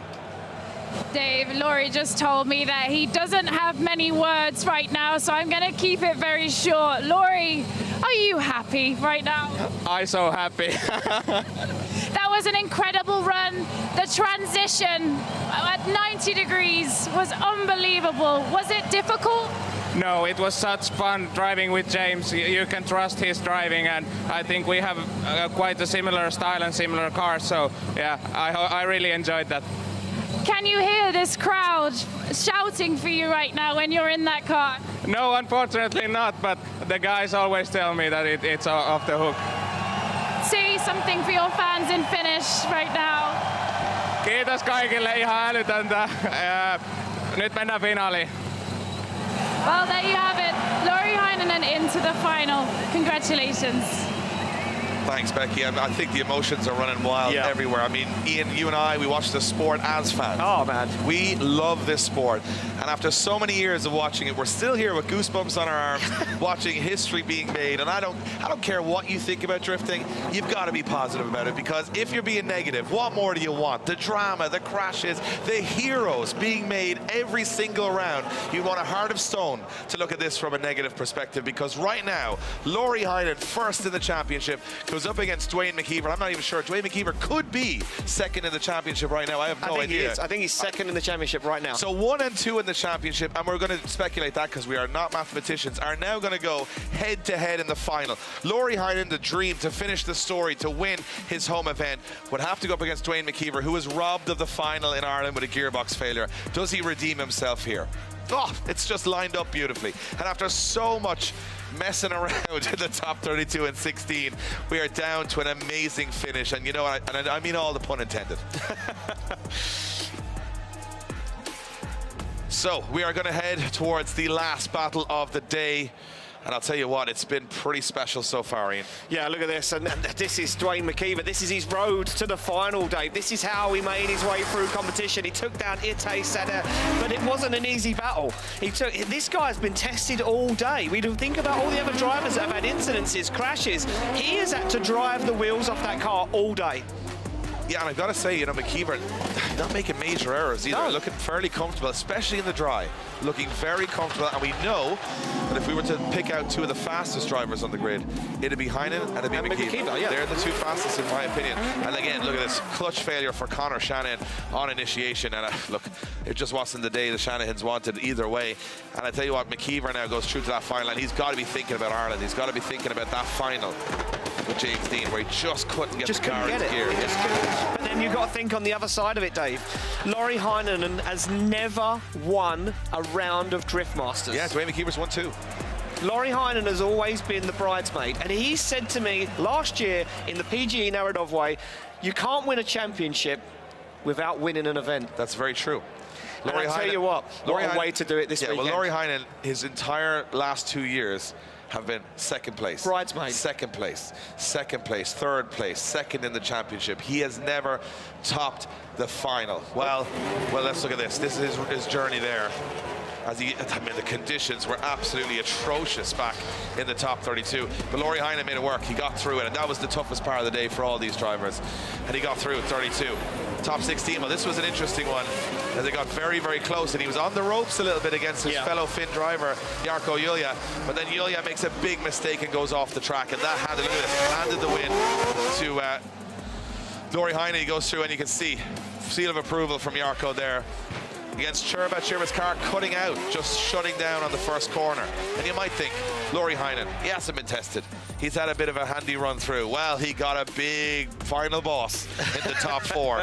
He was up against James Dean, and boy, did he make good use of it. He did make perfect use of it. Look, that lead line is absolutely flawless.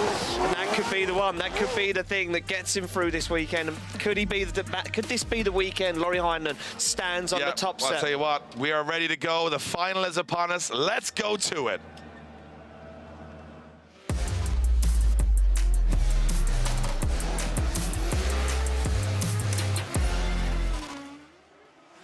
It all comes down to who wants the trophy the most, and there's one more left up for grabs. This is the third and fourth playoff, right? Yep. Dean against Shannon.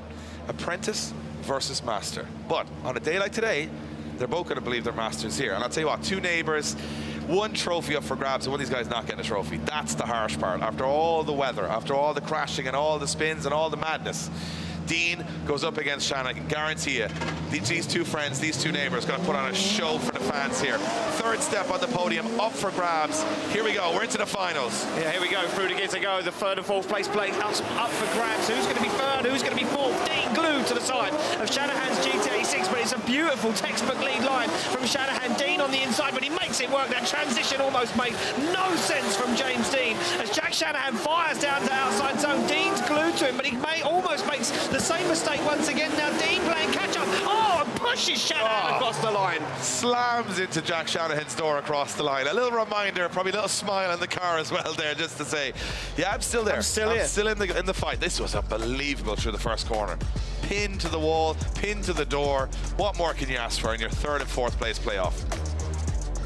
It was that transition. That transition from Dean. It made no sense. It was just like, what?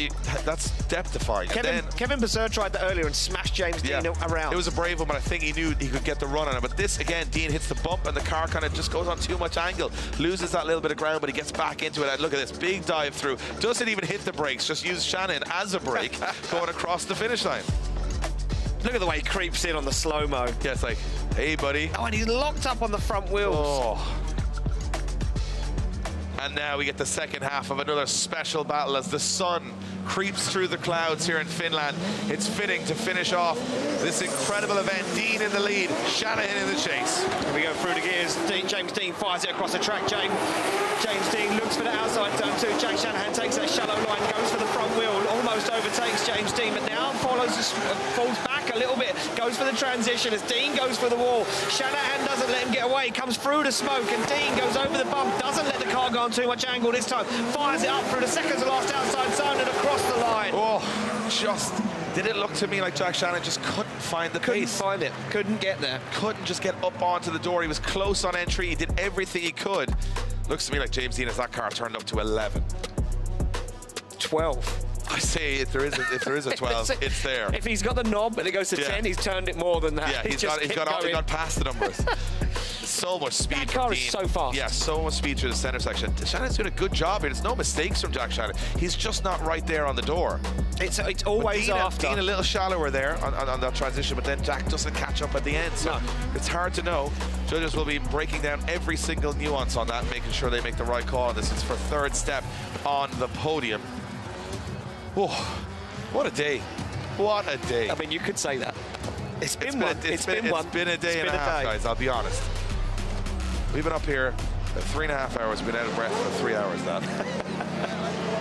Oh, and the sun beams down now. What even is the weather? Who's going to take third step on the podium? Decision is in. James Dean gets it. James Dean gets third step on the podium. Oh, and Jack Shanahan will have to settle for fourth, but I'll tell you what, it looks like he's almost relieved. He said that was a day of absolute war on track, and James Dean, he's had the car on the wall, he's had spins, he's had it been hit from the rear, and he's coming home with a trophy. Third step on the podium for the machine, and all-important championship points in the bag. Yeah, more championship points in the bag for a man who wasn't even in the championship when we went to round one in Spain, and he celebrates in front of the grandstand, in front of the VIP, and in front of these crazy Finnish fans. Oh, and they love it. They love to see it. And the great thing about the Finnish fans is they're supporting good driving, not just, I mean, they're obviously supporting Lauri Heinen more than anybody else, but let's move it along as we've got one more battle to decide, and it's the big one. Let's go to the final.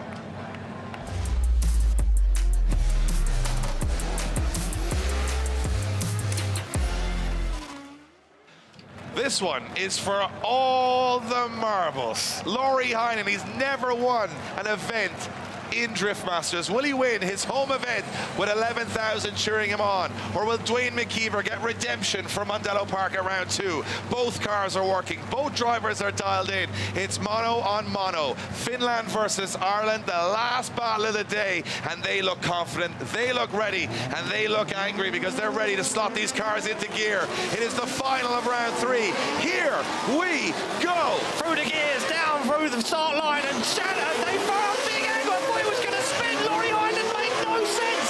Dwayne McKeever deals with it. As Lauri Heinen now absolutely nails the throttle through the floor, but there's no shaking. Dwayne McKeever as he transitions behind Lauri Heinen and down into the second to last outside zone. Heinen goes for the wall, gets up on the zone, and Dwayne has no answer. Oh, I'll tell you what. There's not much in that. I thought he was spinning. I thought Heinen was going in the wall. I had no words. You lost vocabulary. Because look was at that? He went 90 degrees to the wall. He hit the zone on the outer side. I mean, McKeever couldn't have expected it. He thought he was going in the wall. I think McKeever goes, he's definitely not going to make this. And when he did, then McKeever started to reel him in.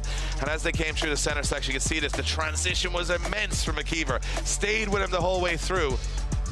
Very brave driving from Heinen, very brave driving from McKeever. There's nothing in that, Ian. There's nothing in that. Like, look at this, there's good proximity. Here is tough for proximity. We saw most battles struggle here, but McKeever transitions early. Just doesn't get up on the door at the end. That's the only thing I can see. Oh, that's the only point of the circuit. I'll tell you what, the goosebumps are up on my arm. The sweat is coming down my brow because this is a stressful one. Heinen's got to pull out some magic here. He's got to go for it. He's got to find something else here against McKeever. And McKeever's got a fast start. Yeah, he has, and he's gone for it. He's put on a big angle initiation, but can he hang with it? And look at Heinen, and he's closer than McKeever was. He's onto the door, and he comes through the smoke, and he bounces the curb, and he uses it to push him onto the door of McKeever's S13, and now Heinen looks once again. Will he get lost? Oh, and he doesn't! He's closer than McKeever! He's on the door! What is happening right now? Oh, that is as as good as you could ever see in a chase run on a track that nobody could find proximity on. Heinonen found proximity. Heinonen is a world-class driver. Look at this. From the initiation to the finish line, he was glued to Dwayne McKeever. He used the curb to bounce the car across the track. It was unbelievable. I don't think I've ever seen a final quite like that. That much risk. Watch this. Boom. And you know what? He's in the zone. And he's on the front wheel with the front bumper. Oh, I mean, we've seen a lot. We've seen a lot in this sport, but today I've seen more than I've ever seen. You could put a whole season into this round. Oh, without doubt. That's how much shouting, confusion, crashes, spins, weather, emotions. Fans, emotions. It's had it all. Look at these scenes on your screens right now. Look at that as the flames fire up a full standing ovation for Dwayne McKeever and Laurie Heinonen as they head over the finish line. This is ridiculous. There is no words to describe how good this event has ended from such a shaky start. Oh, and nobody's sitting down here, I guarantee you. Nobody is sitting down as the decision will drop in before we head to the podium. Who's won it? Who has won it? Laurie Heinen's won it! He's won it! No more second places, no more bridesmaids. Heinen's in the lead of the championship, and he's won his home event, and the emotions are about to pour out of every Finnish fan in this arena. Absolute scenes, Ian. Absolute scenes. He's done it, Dave. He's done it, and what a way to do it. Laurie Heinonen wins his first ever Drift Masters event here in Finland at his home event in a year where he leads the championship. And he earned it. He earned every bit of it. He went through Dean and he went through McKeever and he went through them all. And he's done it. He's finally, you know what, leading the championship's one thing, but winning your home event, he'll never forget this moment for the rest of his life. And I'll tell you what, this is going to be an immense finish to this championship. And I'll tell you what, 3 rounds left to go, and we're only starting the story. We're down. Becky is trackside. Becky, Laurie Heinonen, the emotion on that track, the energy must be incredible. Dave, the energy is just electric down here. I'm giving Laurie just a second to let this sink in. Your first Drift Masters, you're leading the pack, you're at the top of the championship standings. Thank you, Dwayne, in the background there. Laurie, what is going through your mind right now? This is your first ever win here in front of a home crowd. Yeah, there is no better place to do this. Like, this is a fairy tale. A fairy tale indeed. I mean, this puts you in such a good position for the championship. Yeah, that is just a plus. I just live in the moment. This moment is all I live for. I absolutely love it. And tonight, are we celebrating with all the Finnish fans that have come to see you? Are you going to be celebrating tonight? I probably think you're going to be. Yeah, we are going to celebrate. Fantastic. Laurie, congratulations. Your first ever Drift Masters win, leading the championship. Fantastic. Unbelievable scenes here in Finland. A fairy tale is exactly. That's it. We've had a lot of words all weekend. And he had the word. He had the word. It is a fairy tale. Laurie Heinonen wins his home event here in Finland. Oh, Ian, it's had it all. The emotions running wild. And if they're going to celebrate tonight, there'll be 11,000 people celebrating with Laurie Heinonen here in Finland. I'll tell you what, this theme park, talk about an emotional roller coaster. It has been phenomenal. It has been phenomenal. And here we go. Here is the results list for this round. Laurie Heinonen takes the win in Finland. Dwayne McKeever finishes second and James Dean in third. Shanahan claws back some points. Connor Shanahan claws back even more points that he lost earlier on in the season. Kevin Vasseur holds on to a few, and Benedictus Gerber, well, he has had a rough weekend, but he still manages to get a few. And here we go as we tumble down the order. The guys that finished off earlier on today, some upsets, some tears, and some questionable results. Adam LZ was one of those guys that was desperate to hear from the judges. He'll be asking those later on exactly how it went down. Oran Nilsson, a big one, in the top 5 of the championship, finishes 17th this weekend. And then we move it way down the order to the guys that got knocked out in the top 32. Clint Van Ort, Joachim Andersen, Mikkel Reichardt, Josiah Falaise from Canada, making his appearance in top 32 and now starting to believe he can do it here at Drift Masters.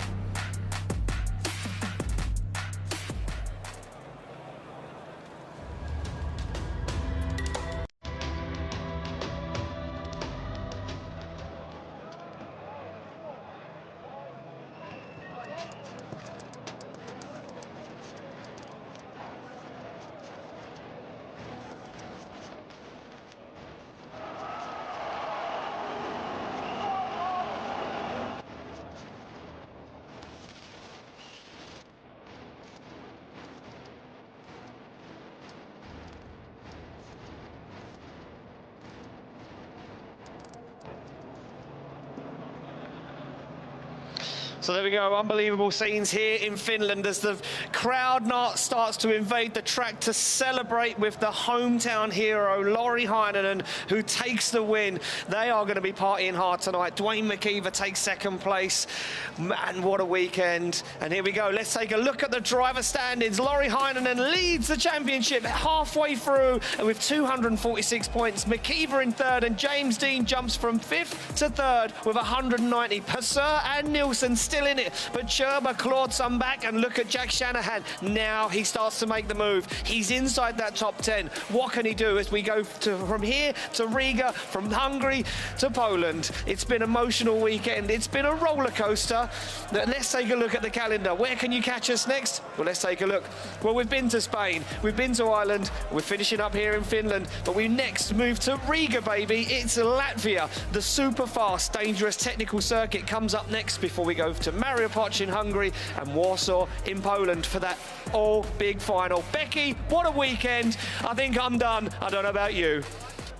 Absolutely, guys. Stick a fork in us. We are done. What an incredible event. I mean, we've had everything. Thrills, spills, we've had weather, and we've had a fairy tale.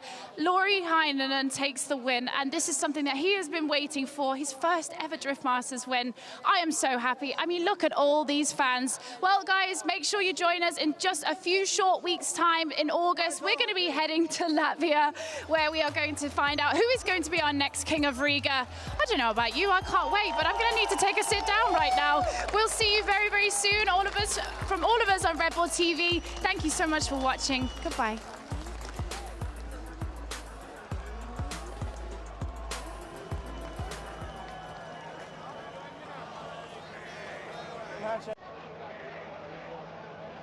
I run all the way up from there.